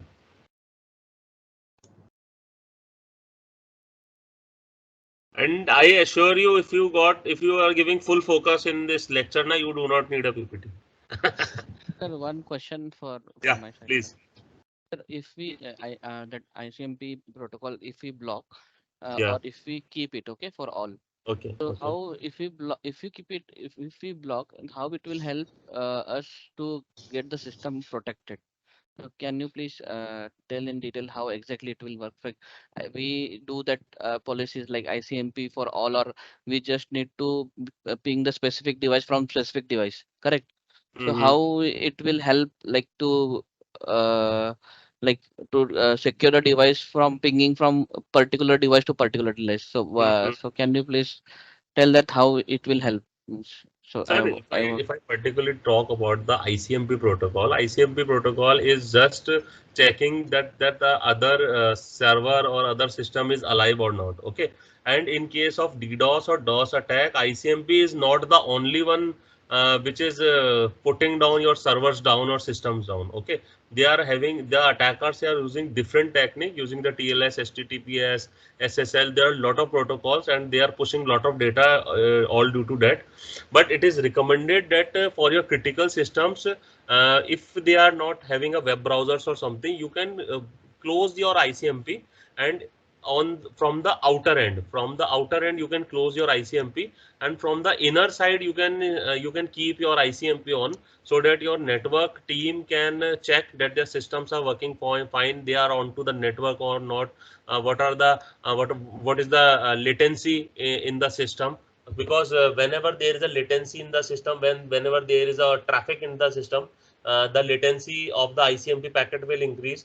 So in this case, in this way, you can keep your ICMP on inside your environment, and on the outside periphery, to cater the outside request, you can block the ICMP. Is it fine? okay, thank you. Yeah. Okay, so everybody is ready. Let's move ahead. Sir, Chetan Yeah. here. Chetan here. So actually, is there any specific tool available to take these DDoS attacks online? Sir, the best tool is like we are the tool, sir. If I say we are the tool, you and me are the tool. We have to do Sir, network monitoring, network traffic yes, analysis. yes, This is yes, important yes. It's like because one to unless three we are hours of not the study. Like your network management team, your security team keeps an check on your network health condition, and from there you can see. And yeah, there are softwares available, like there's a one software that is called PRTG, network monitor. So you can have a detailed detailed visual of your each and every device which is capable to respond on SNMP and WMI. definitely, So and yeah, lot there of are tools sensors available. are also Yeah, available these days. Lot of yeah, sensors are available, and if you have implemented the security operations center, the cyber security operations center in your organization, then we have a SIEM tool and SOAR tool, Uber tool are there, and Embed is a dedicated tool, network behavioral anomaly detection, and which is also a wonderful tool. You can deploy it into your environment. That will automatically creates an alert whenever there is a threshold value is exceeding into the network. So definitely you will get an alert on your email or something. But the important part of any cyber security is people. What yeah, I and personally feel is, yeah, exactly. And just to add to Prashantji, and please don't go for any tool which is freely available. So we should yeah, avoid that is again, important. like, That is yeah, that important. is important. Yeah, thank you. Yeah, thank you, Is Varun. Wireshark safe? Just wanted to know. Yeah, it's a Hello. network sniffing tool. That's not an issue. If Wireshark. you are downloading it from the proper Wireshark website, authentic website, then it is safe, no issues. Yeah, you're monitoring your internal traffic, no, on Wireshark, so that is fine. Yeah. Is it publicly available software or it is a So it's a proprietary? freeware tool. You can download it from the Wireshark website. But again, you should have your own, proper network scanning, antivirus, and malware scanning things These are the your updated. departments need to take care of. Yeah, yeah. Then we Or you can may, mention the name of the software here, no? Preware or whatever it is that can be mentioned in the chat box. sir, again, yeah, we can mention it, but again, it depends upon the, it varies from person to person. Like I may be comfortable with Wireshark, or you are comfortable with some other tool. So that is, yeah. I think in the training session there is a separate lectures for network monitoring and network sniffing and all. So Wireshark will be covered, and you will be given with the network traffic that files of the Wireshark capture file, and probably you will be giving some assignments and tasks to find the malicious traffic inside. Also, the unencrypted traffic will be taken care of into the Wireshark, and we will see that how the unencrypted traffic can be visualized in a Wireshark, how the passwords, if you are not using an encrypted environment, and so how the Wireshark can be used for sniffing the data. I think most of the things are covered in the class. In the 120 hours, you will be learning a lot that you are thinking of. No issues. So shall we proceed, sir? Yeah. Yeah. So let us talk about the risk assessment. So this is now the new topic is risk assessment. We are actually running out of time. We have a lot of things to cover. No issues. We will try. So when we talk about risk assessment, the important and the most important thing is asset, because an asset is which we are trying to protect. This is the simplest definition that I have framed with my experience. An asset is which we are trying to protect. The definition itself is very much explanatory, that if we are trying to protect a switch, it will become an asset to us. If we are trying to protect our resource, it will become an asset to us. So when we talk about cyber security, I would say the person who is having a specific knowledge to your system is an asset to your organization. Okay, so take care of it well, because sometimes some people got and make themselves very key responsible players in their organization, so they can also be treated as an asset. Second is a threat. Okay, so the simple definition is a threat is whom we are trying to protect against. The simple definition, the threat is whom we are trying to protect against. जिससे हम हमारे asset को बचाना चाहते हैं, that is we called it as a threat. Okay, so simple definition of asset and threat is in front of you. Then we have a vulnerability. Vulnerability is a weakness or gap in our protection efforts. Okay, so protection efforts, if we are putting down regular monitoring and all, still there is a weakness, still there is a gap in between, then this will be called as vulnerability. And the risk is the intersection of asset, threat, and vulnerability. Whenever some threat is exposed to an asset and that asset is having a vulnerability, it will be becoming a risk. So this is becoming a risk and we have to take care of. So in this coming few 3 or 4 slides, we will be talking on the risk assessment, how the risk assessment can be done into our organization, because most of the organization are going to be preparing for ISO 27001 and there are a lot of security controls that are to be put in. But the major thrust of the ISO framework is basically the risk assessment, the risk scoring and all. So we will be talking on that, and we will be doing some practical exercises also so that you can have a better understanding of the risk assessment. Okay, so this is a picture is in front of you, and we need to understand very well to understand that how a threat is going to exploit a vulnerability and all. So let's start from here. Is it visible properly? Yes, yes. Yes, it is visible. Yes. So whenever a threat exploits a vulnerability, so just remember, whenever there is a vulnerability, then only a threat can be then only a threat can exploit it. Okay, so when threat exploits a vulnerability, it causes an event. Okay, it causes an event, and that event will affect the asset, and your asset will produce your business impact. So this is a simple chronology of event that will happen during an cyber attack. Whenever there is a threat that will exploit a vulnerability, that vulnerability will causes an event. So basically it is a cascading effect, and that event will affect the asset, and asset will produce a business impact. And when we going to talk each and every part of this, when we going to take care of each and every part of this process is called a risk assessment. So this is a very simple thing that I need to tell you people, that this chronology of events, if we going to study each and every chronology of event, if we going to study each and every small and petty things of this chronology, you will understand that what is a risk assessment. And again, this can be solved. This risk assessment can be done and can be solved using the PPT framework that we have already talked, that is a process, people and technology. So basically we have derived three type of control to solve these issues, to reduce the impacts and all. So these three types of issue, the controls are corrective, detective and preventive. Okay, so let me talk with the preventive controls. Whenever we talk about the preventive controls, when the preventive controls are taken care of, it will reduces the vulnerability. Can anybody can give an example? What is the preventive control you people are taking right now in your organization? Scanning for viruses, no? That scanning, yeah, perfect. USB blocks.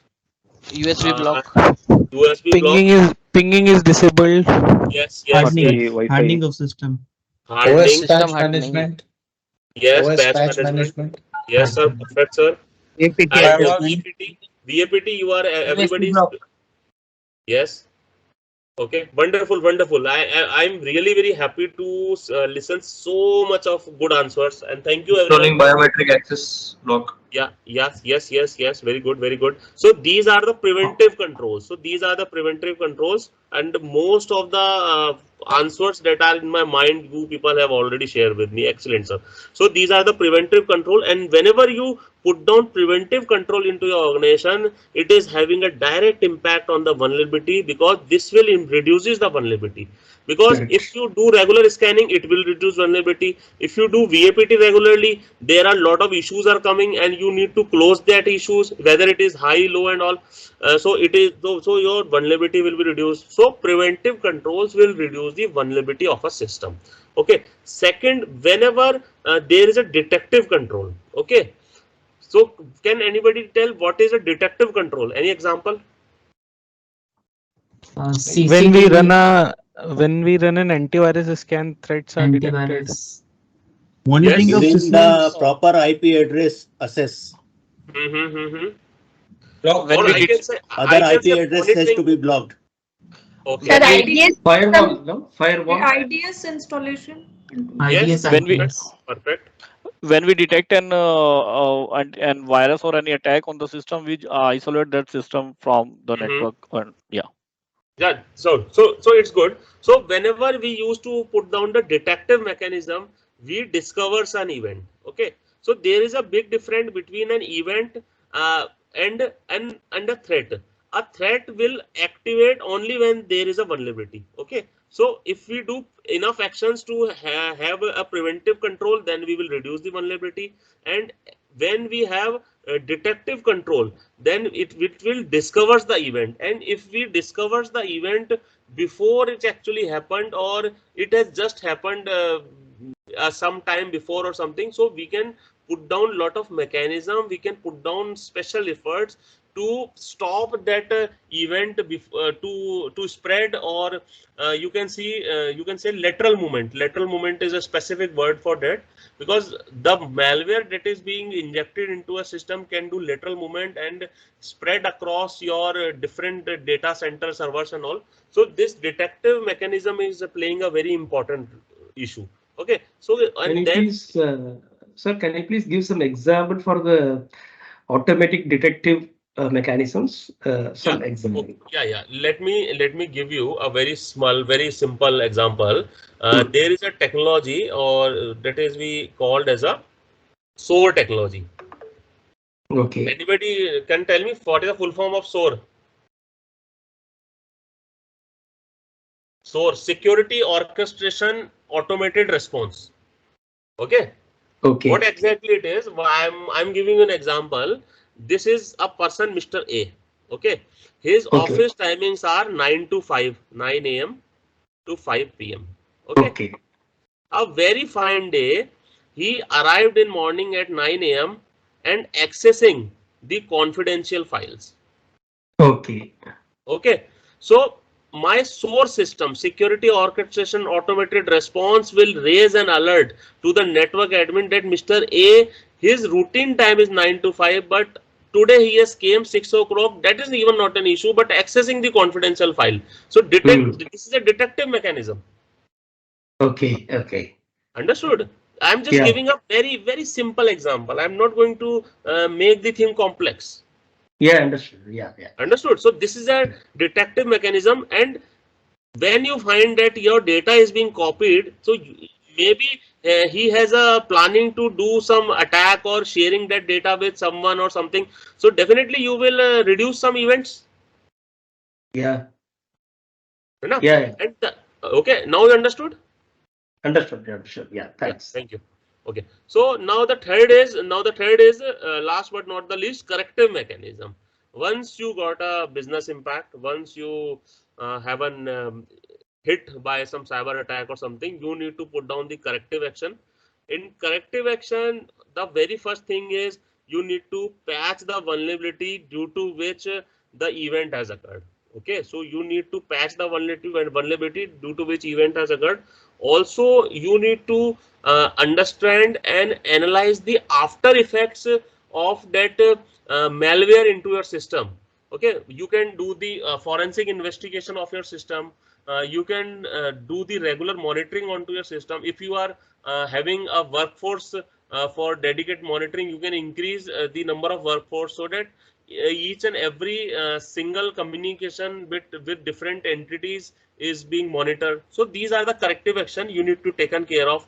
Or if you have already done the VAPT, you can talk with the auditor that why this vulnerability is not being detected into your VAPT report, which is being exploited by this threat.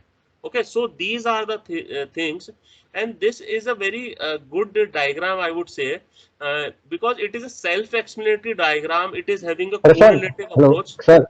Yeah. Sir, Parag here. Sir, just want to know whether it is required to system rebuild and hardening in this case. Sir, can you please, very low volume you have, sir. So can you please again repeat? Required that system rebuild and hardening in this case.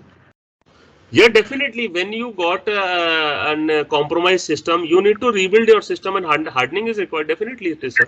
It is not recommended to restore to start that same system without restoring. You need to redeploy your operating systems and all dependencies, the other softwares and all. Because once a system got malware, you need to put down from your network, sir. Okay, so it is in a best practice or the restoration is a big. It is a best practice. It is a requirement. It is a need of the hour, sir. If we need to restore our services, we need to get back to our new environment, new server, or restore that, delete that old data. But it is not recommended to delete the data, because once I personally recommend to have a proper forensic investigation of that server before deleting the data from that server. Okay, try to have an additional quality or development servers on which you can deploy your production data and start working, and try it in the meanwhile time, try to have the forensic investigation of the production data, because then only you will going to know that from where the malware has came, what are the different effects the malware has put down onto your system, and what is the literal movement it has tried from your server. Because these are the artifacts which are very much required for the future safeguard of the environment. as the same AIMS issue, if you remember, they have faced ransomware second time. Okay, so what they have mistaken, I think so, in backend they have not checked the system very well, and they have restored it, the same system which got ransomware, but probably some other systems have already the signs of infection which might they have ignored, or the malware is enough clever to not get detected. So in this way, it is very much required to put down the controls. Okay. Okay. Thank you. And any more questions into this? Because, like, I would say this diagram is can be the backbone of your cybersecurity knowledge. Now, because if you able to understand the preventive, detective, and corrective mechanism, what are the different controls? Because when we talk about the NIST framework or ISO framework, everywhere we are going to face lot of controls. Okay, we are going to face lot of controls, and we have to identify that your controls is lying in which bucket. Your controls is in the corrective bucket, detective bucket, or preventive bucket, and depending upon the bucket you need to prioritize the event. Okay, so if I ask you people, which is the most priority okay, let me ask you a simple question. Which is the most prioritized bucket you will take, corrective, detective, or preventive? Preventive. Everybody got everybody is in line with this preventive bucket? So detective. Yes, sir. Preventive. Preventive. Everybody is talking preventive. So how Preventive, you think it is detective. So detective is the way. detective? Right, sir. Because it is occurred before any. Sir, but when we are Sir, putting the I think all three are equally important. sir, both are equally important, but but when we are talking on to the priority, we have to take care of one bucket at very first level. So if what I personally feel, preventive is the bucket we need to take care of first, and proper VAPT, validation, testing, credentials sharing, securing, these all things are the part of the preventive. When we have given our enough resources to the preventive bucket, definitely we can move on to the detective bucket. Okay. Are you? Yes. Can you? Okay. Is it fine, everyone? Yes. Or still any confusions? Hello. Yeah, please. Yes, sir. Can you please explain correctness in short, sir? Can you please? Means I have understood preventive and detective, but Okay. means I am not clear about corrective. So can you please in Okay. detail? Let me tell you again. Whenever there is a attack onto your system, just think of a scenario, you got an attack onto your system. What you will do? Tell me. What you will do? We will search what is the cause of the attack. Okay. You will We search will the scan the cause system. first. Okay, tell me, you will search the cause first, or you will disconnect that system from your network? What you will do first? Obviously, first we will disconnect the system. So Then we this will disconnection scan the from the system. system is a corrective action. Okay. Understood? And now analyzing the reason is a detective action. I think you got. Okay. Yes. Understood? Okay, fine. Okay. We can Yeah, understand it like the Thank you. sorry, Prashant. Like we can understand it like that when you are already into attack. Yeah. So first course of action should be corrective. To then find out the Important. Yeah, that is very. Thank you. Prashant sir, one question please. Yeah, please.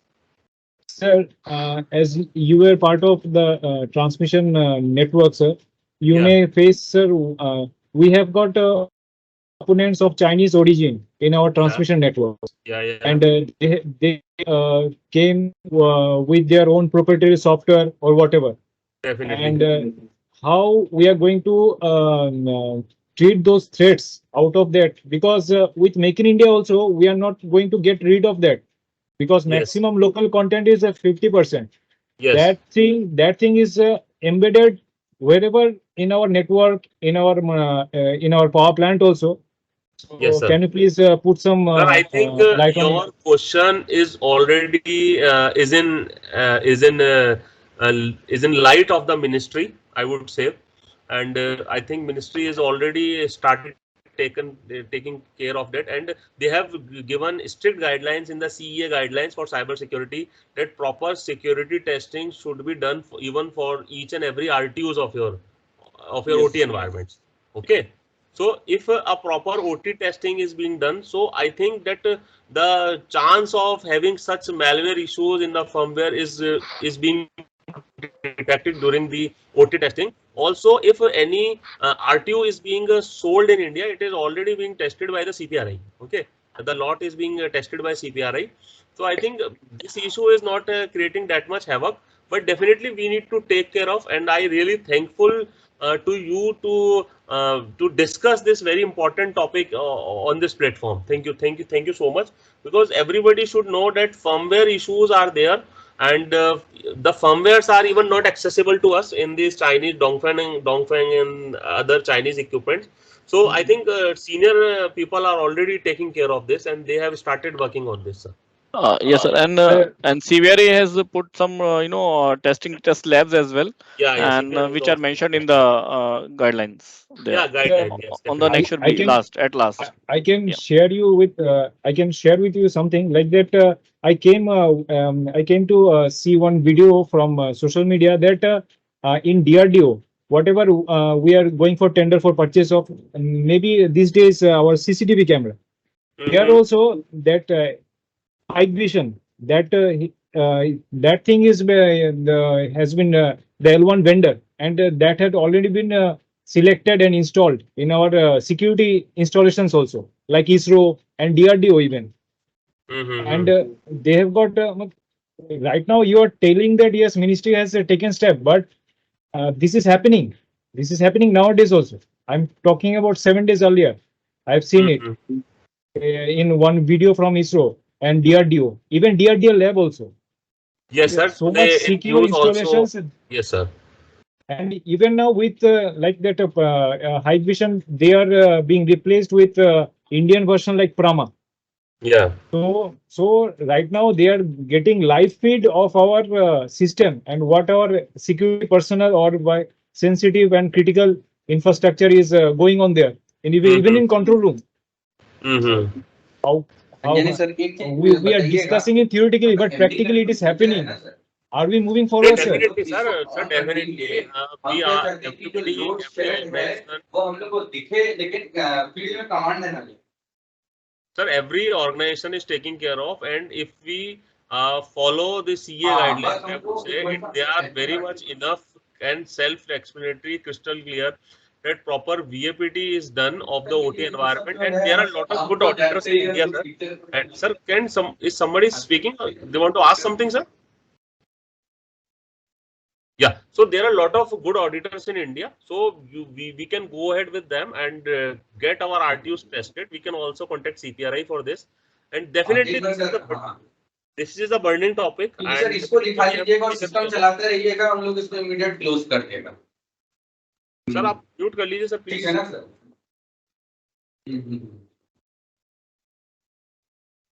Okay, am I audible properly? Yes, sir. Yeah. Sir, I have a question that are there any like certifications already available in the market for example, like for RTU ABB 560, we have some certifications for cybersecurity compliance or something, or we may ask them that they can provide some certification. Sir, actually for RTUs and all, they are having separate IEC standards and all. So you can take and refer them, sir. And I think CPRI can be the best organization for this RTU testing and all, because as per the CA guidelines, they have nominated the CPRI for all this, sir. So I think you for RTU testing and all, you can contact CPRI. They can guide you best, sir. Okay. What about relaying system? I have a question. Yeah, please. How often do we need to this risk assessment? Sir, ma'am, as per the guidelines, in every 6 months we have to do a VAPT as per the CA guidelines. Okay. Any other things which triggers the need for risk assessment? whenever you find that something is happened onto your system against your will, so definitely you can go ahead for a risk assessment, because it's, probably when we are talking about the zero-day attack, zero-day exploit, in the Yeah. zero-day exploit, you people are not knowing even the type of exploit, the way of exploit, even the IOCs are not declared. We are not having any type of signatures of the malware. So in that case, definitely we can go for a risk assessment. Okay. Right. Thank you. And ma'am, before Sir, I have a question. before Yeah, please. updating before updating any Sir, what firmware about or relay? Sir, one by one. You can talk one by one, sir. Please, sir. yeah, sorry, and before Anil updating any guide, please sir, carry on. What is there any risk assessment about relaying system? Sir, it is same thing, sir. I'm talking on a holistic level for RTU or any OT environment. So if I say RTU, it is mean all the OT environment I am talking about. For the relaying system and all, each and everything is covered as an OT environment, as an operational technology, and for the operational technology guidelines are already available. CA cybersecurity guidelines. So definitely you can refer them, sir. There are a lot of things. It is a really wonderful guidelines they have crafted, and it will help you people a lot if you just go thoroughly with these guidelines. It will clear many concepts like air gap and all. They are just excellent. You will learn a lot from these guidelines. Yes, any one more gentleman is asking something. Actually, Yeah, I was hi, saying, Yes, sir. Prashant ji. जी बताइए ma'am. Hello. Yeah. Yeah, please go ahead. Ma'am So बताइए we ma'am. are actually, yeah, so we are talking much about 0 day and all. So if you can brief anywhere, could be now or later, what exactly 0 day attack Yeah, and we will how be do we talking about mitigate corrective action or when something? we are talking about attacks and all. Na, we will be talking about zero-day Sure, attack, multi-factor sure. authentication, zero trust network architecture. We will be talking each and everything. Whatever word you are listening in from my side, definitely we will be covering each and every part. So rest assured, because this is a very first lecture. We are just building your concept for cybersecurity. If we just just jump into the technicalities, you people might not able to correlate with the real life examples. So that's why we are just building your concept in this very first lecture. Sure. And Prashant ji, one more. Basically, if we are thinking, I mean, there are a lot of guideline comes from CERT-in and all.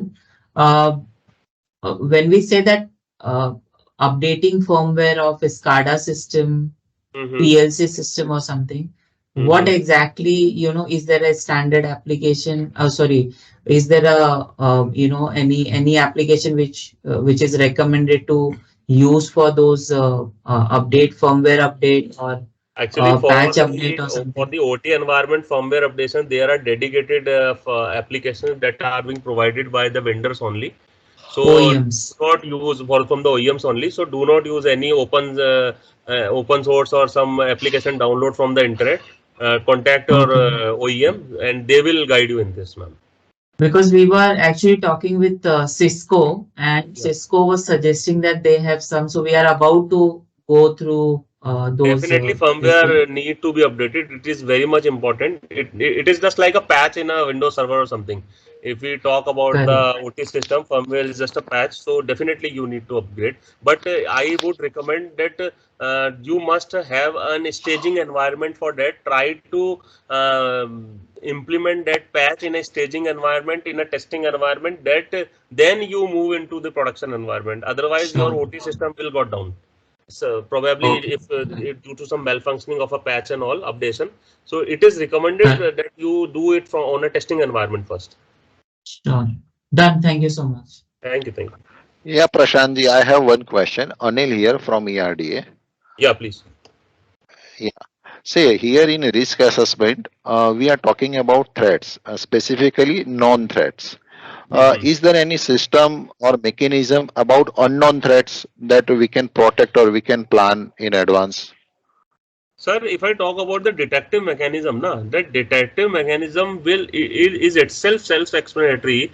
That if some threat is unknown to you, that only is going to be detected during the detective procedure. Okay, probably let me tell you that your system is finding that there are lot of DNS queries. Okay, if you have a SIEM installed or embed installed, network behavior anomaly detection mechanism is being installed, and your device has detected that there is lot of DNS queries going outside. So it is self-explanatory that there is some DNS data exfiltration is going on. Okay, so this is not an attack, but some malware is residing into your software and your existing antivirus is not able to detect it. But detecting the network traffic can help you out in finding the possible way of exfiltrating the data using the DNS query. So this is a way. If you do not have a prior information about a threat, so you can detect a threat. This is the same way. A simple example it is.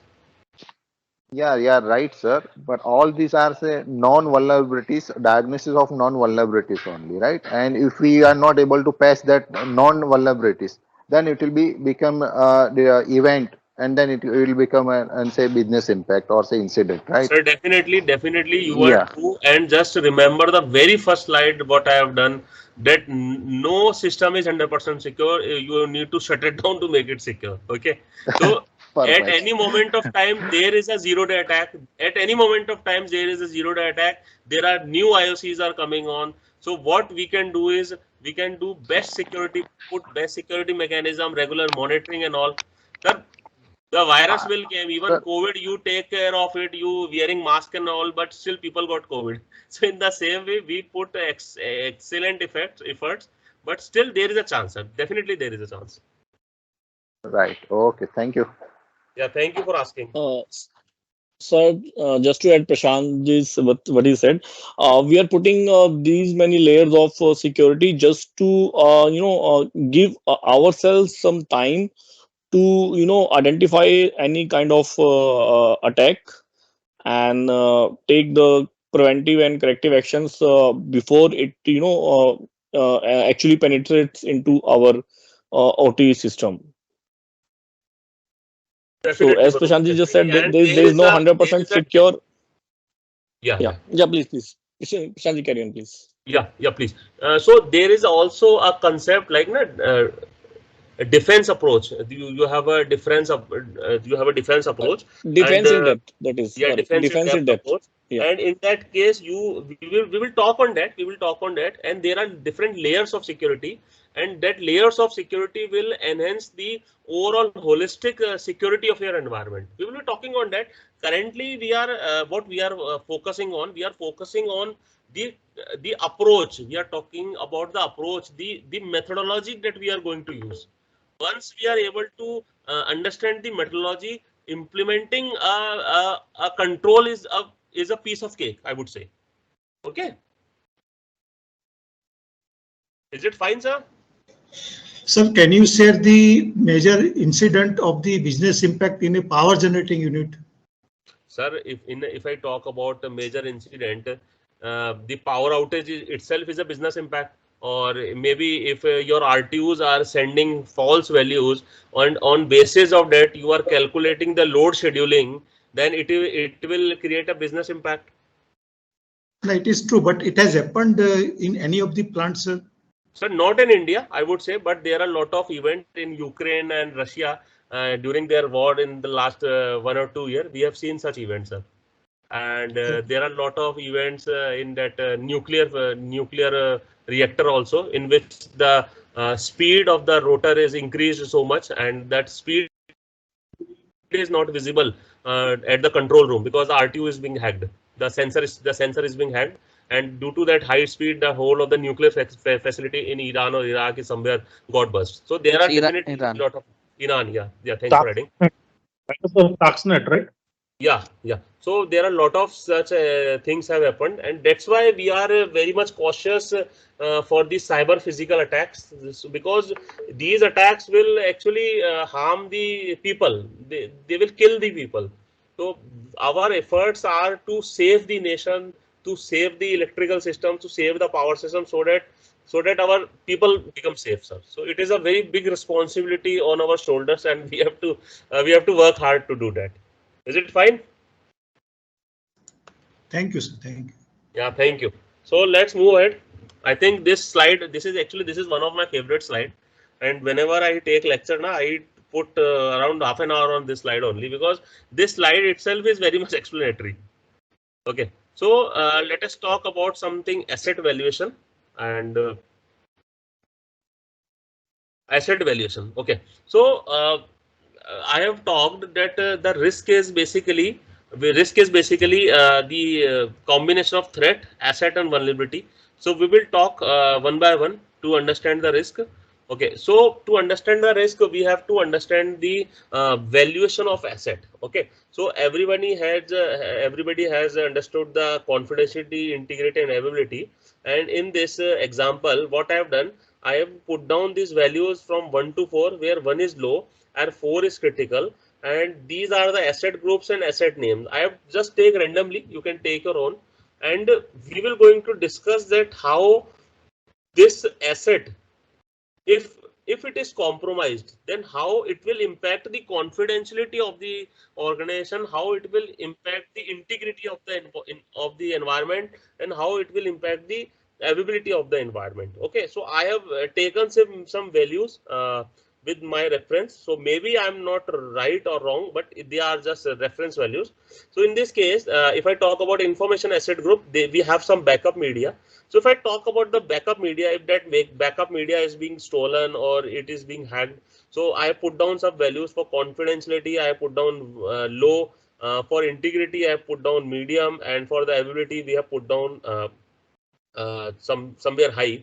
And now we have to take care the maximum. We have to take down the maximum value of this. Okay, so in this, the 1, 2, and 3, the maximum value is 3. So we used to take this maximum value. Okay, and then in the pupil asset, we have HR group and impact on the CIA. I have calculated. On the basis of this, I have taken the maximum value. And in the physical asset section, I have taken the servers. And in the servers, the CIA is calculated, and you can see that how the integrated availability for the maximum 2, I have taken 2. So what I am doing is, I am basically for each and every asset, I am just calculating the value on the basis of confidentiality, integrity, and availability, because these are the major goals for any cyber security professional to taken care of, because our main aim is to maintain the confidentiality, maintain the integrity, and maintain the availability. Okay, for the services asset transport, we have taken very low values, and for the like software asset MS SQL, I have taken very high values, like for availability is very much important. So you can see in this way the lot of values we have calculated, and these are the basically asset valuation. We have done the asset valuation using this. Okay, so now just to move ahead. Sorry, in the physical asset, like the number 3 or 4, you are not taken. So because Sir, it's a server. Yeah, you can take. This is not a final version. I've just taken some randomized value. No? That is not a problem. One in this. Prashantji, this asset valuation or this threat rating, do we do actually, or it is just just for नहीं करते हैं understanding sir, it हम is? लोग करते हैं, actually करते हैं sir ये सब. अगर आप ISO 27001 की तरफ जाएंगे ना, so you have to do risk scoring and all. So in risk scoring, you have to do risk assessment, and in that risk assessment, you going to use all this concepts, sir. Okay. Because for each and every asset, how you will going to treat it as a critical asset or not. I think most of the organization are already onboarded on NCIPC as a critical infrastructure. Yes, sir. Yes, So sir. in that case, Like for every.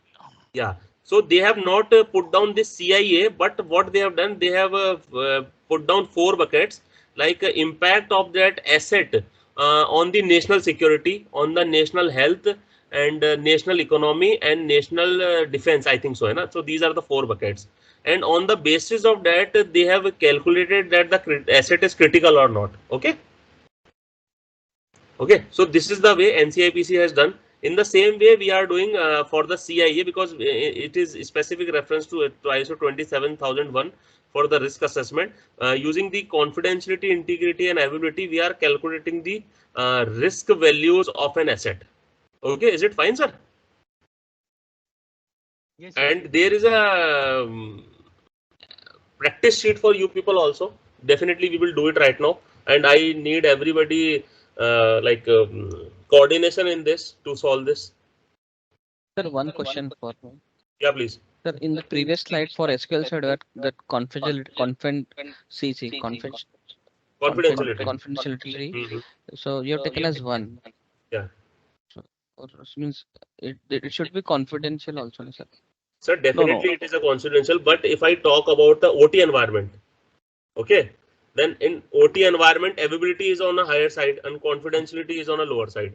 Yes, and one more thing, if you talk about the MS SQL specifically, so data stored in the MS SQL is already encrypted. So even like if it is confidential data is not visible to the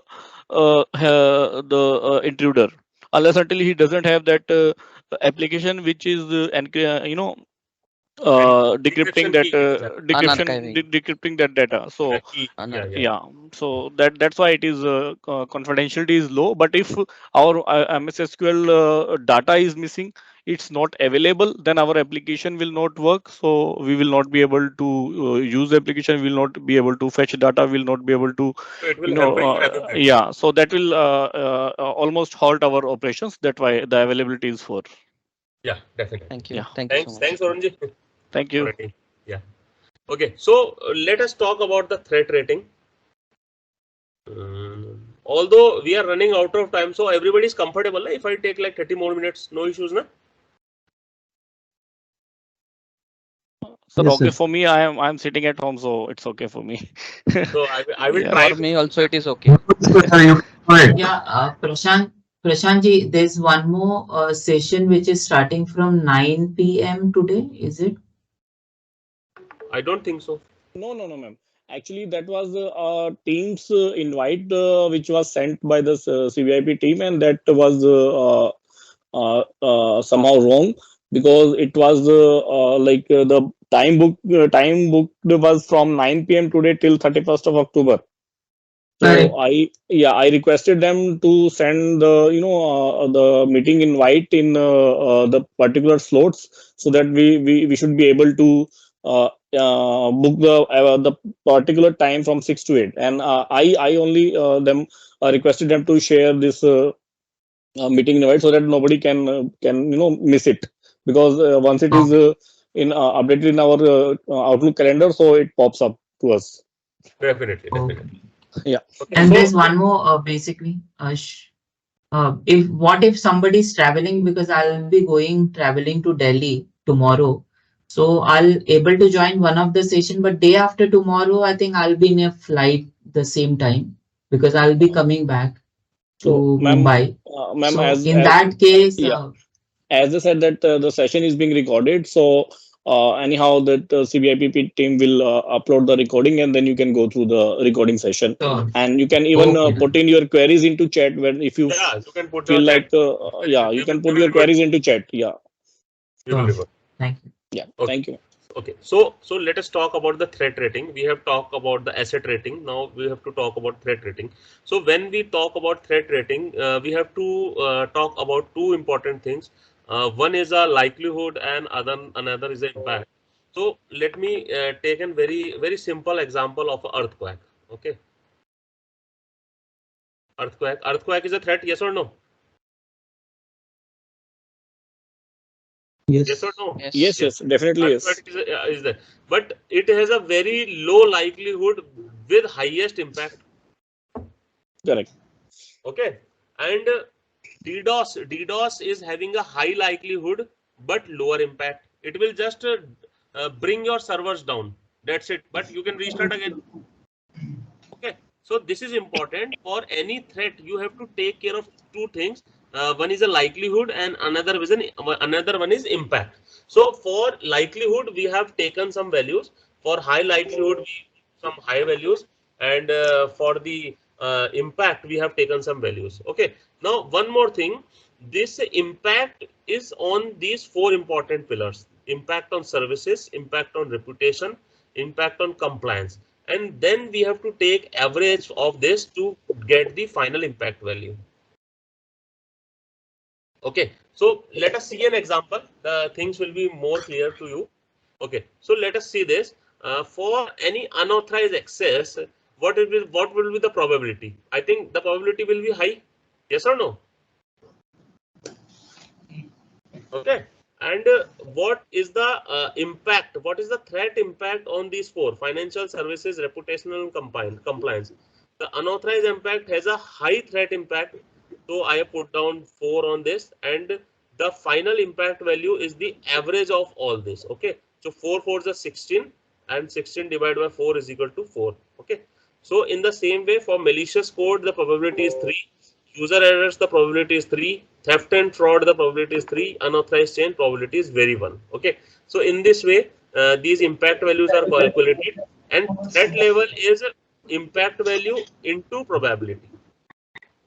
Okay, so 4 into this 4 is equal to 16. So I have put down this value 16. Okay, so in this way we need to calculate each and every threat level rating. So this is a example for you. So I need everyone's support and help to me to finalize this sheet.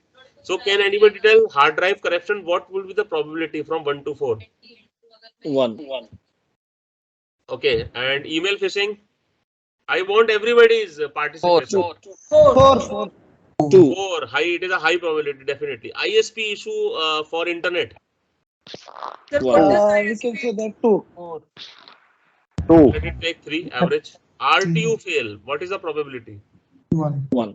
1. 1. Your What is ICCP server ISP is issue? down. What is mean by One. ISP issue? 4. 4. 4. No, 1. Okay. So, Okay. so Okay. I think ICCP server.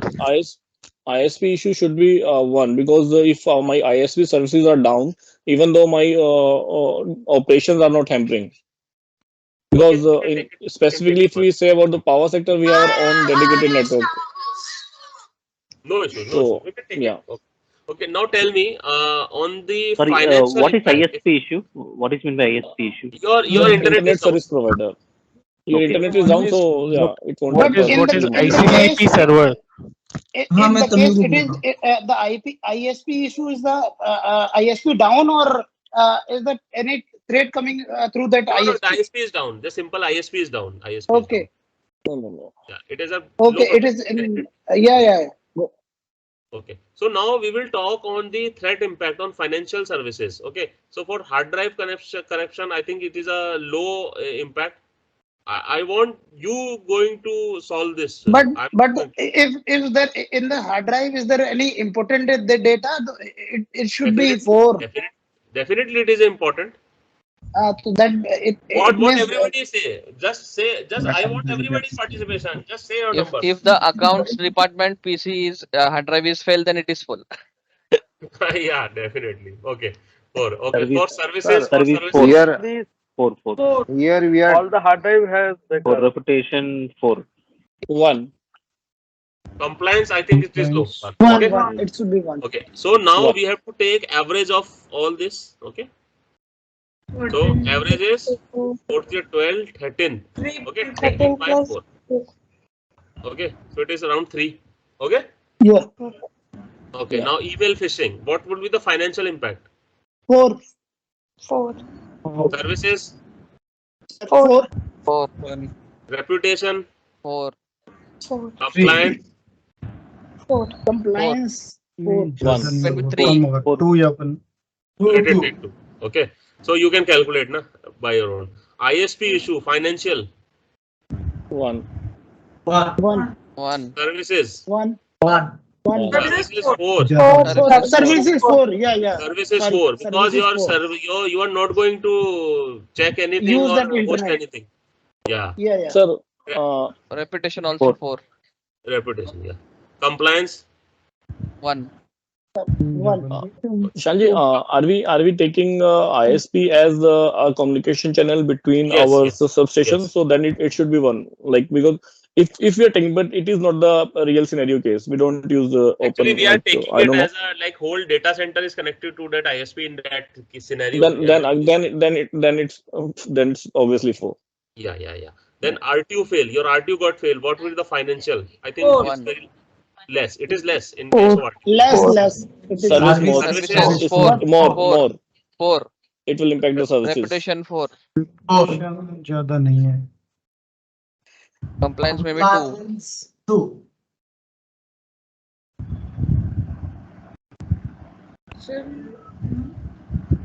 Your server is down. Okay, keep it simple. ICCP, no ICCP. Server is down. Okay. 4. 1. 4. It is critical, na? Server probability is very low. Probability is low. It The has so probability many. is, yeah. Probability is very low. Like you have RAID configured. You can Yeah. outside the And for reputation, SMPS as well. Yeah. for reputation. But I think 2. It depends. So reputation, like it depends. So I'm Yeah. just giving an example.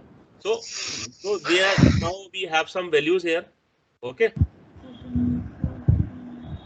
Some random values I have taken. So what is the threat rating for this? 3 1 is 3, 4 3 is 12, 2, 3, 4. and Okay. 4. Okay, so this is the threat rating, threat values we have calculated. Is it fine for everyone? We are just taking random values. Just don't go by heart with these values. We are just taking random values to make how the risk assessment is done in the practical way. Yeah. Okay. Yeah, and just to add into Prashantji that this sort of risk assessment is being done at least by the four persons.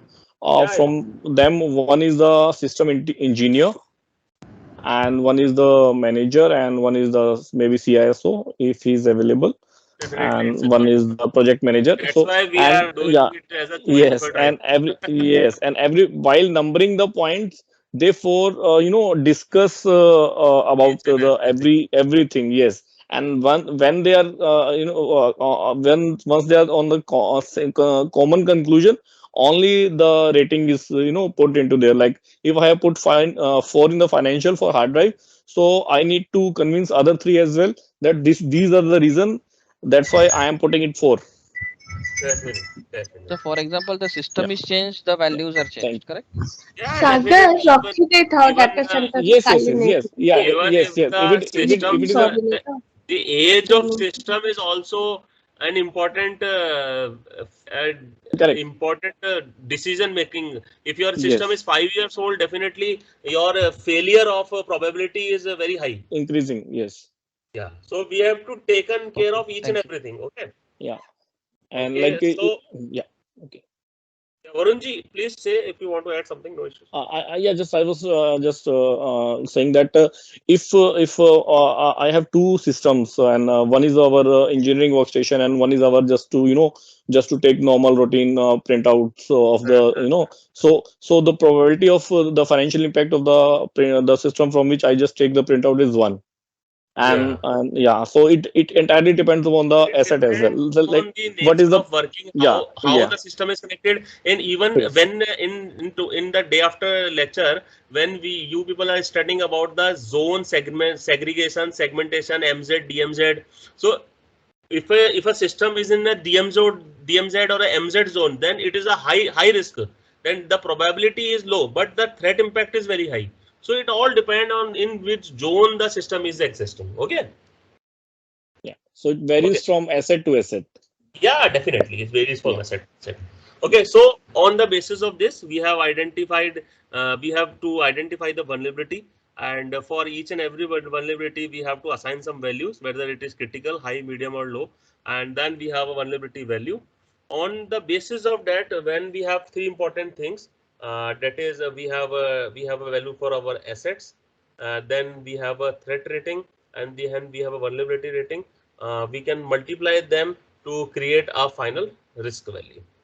Okay, so in this way you can do the risk assessment, or what I will do, I will share a sheet with you. You will receive a sheet in Excel. Try to do risk assessment with you, and I will share my email ID and just mail it to me so that we can discuss more in our future classes. And I will analyze and share it with you people so that you can have a better understanding. So this is Prashantji, probably Prashantji, sorry to interrupt in between. Rather, I would suggest that you share a sheet on Google Drive, so that everybody can put in their comments on single sheet. Maybe that would be easy for you to assess, because having hundreds of different sheets will, it's a time consuming task and won't be easy one. Yeah. no issues. I will work hard for you all people. Thank you so much, sir. So nice of you. Yeah, thank you. So actually, what the agenda we have taken is not yet completed, and the NIST framework is still pending. So I will try to cover the NIST framework in upcoming classes, because it itself, a NIST framework will take 1.5 hours, because it's a very big framework. So I will take in next class, but I have tried my best to make you people aware about the importance of cybersecurity. What are the different pillars of cybersecurity? What are the important thrust areas you need to take care of? And I think most of the things got clear. And if you have any questions, just tell me. I'm here to clarify it, please. Anybody has any question, please go ahead. Shanji, thank you so much for this wonderful session, I must say.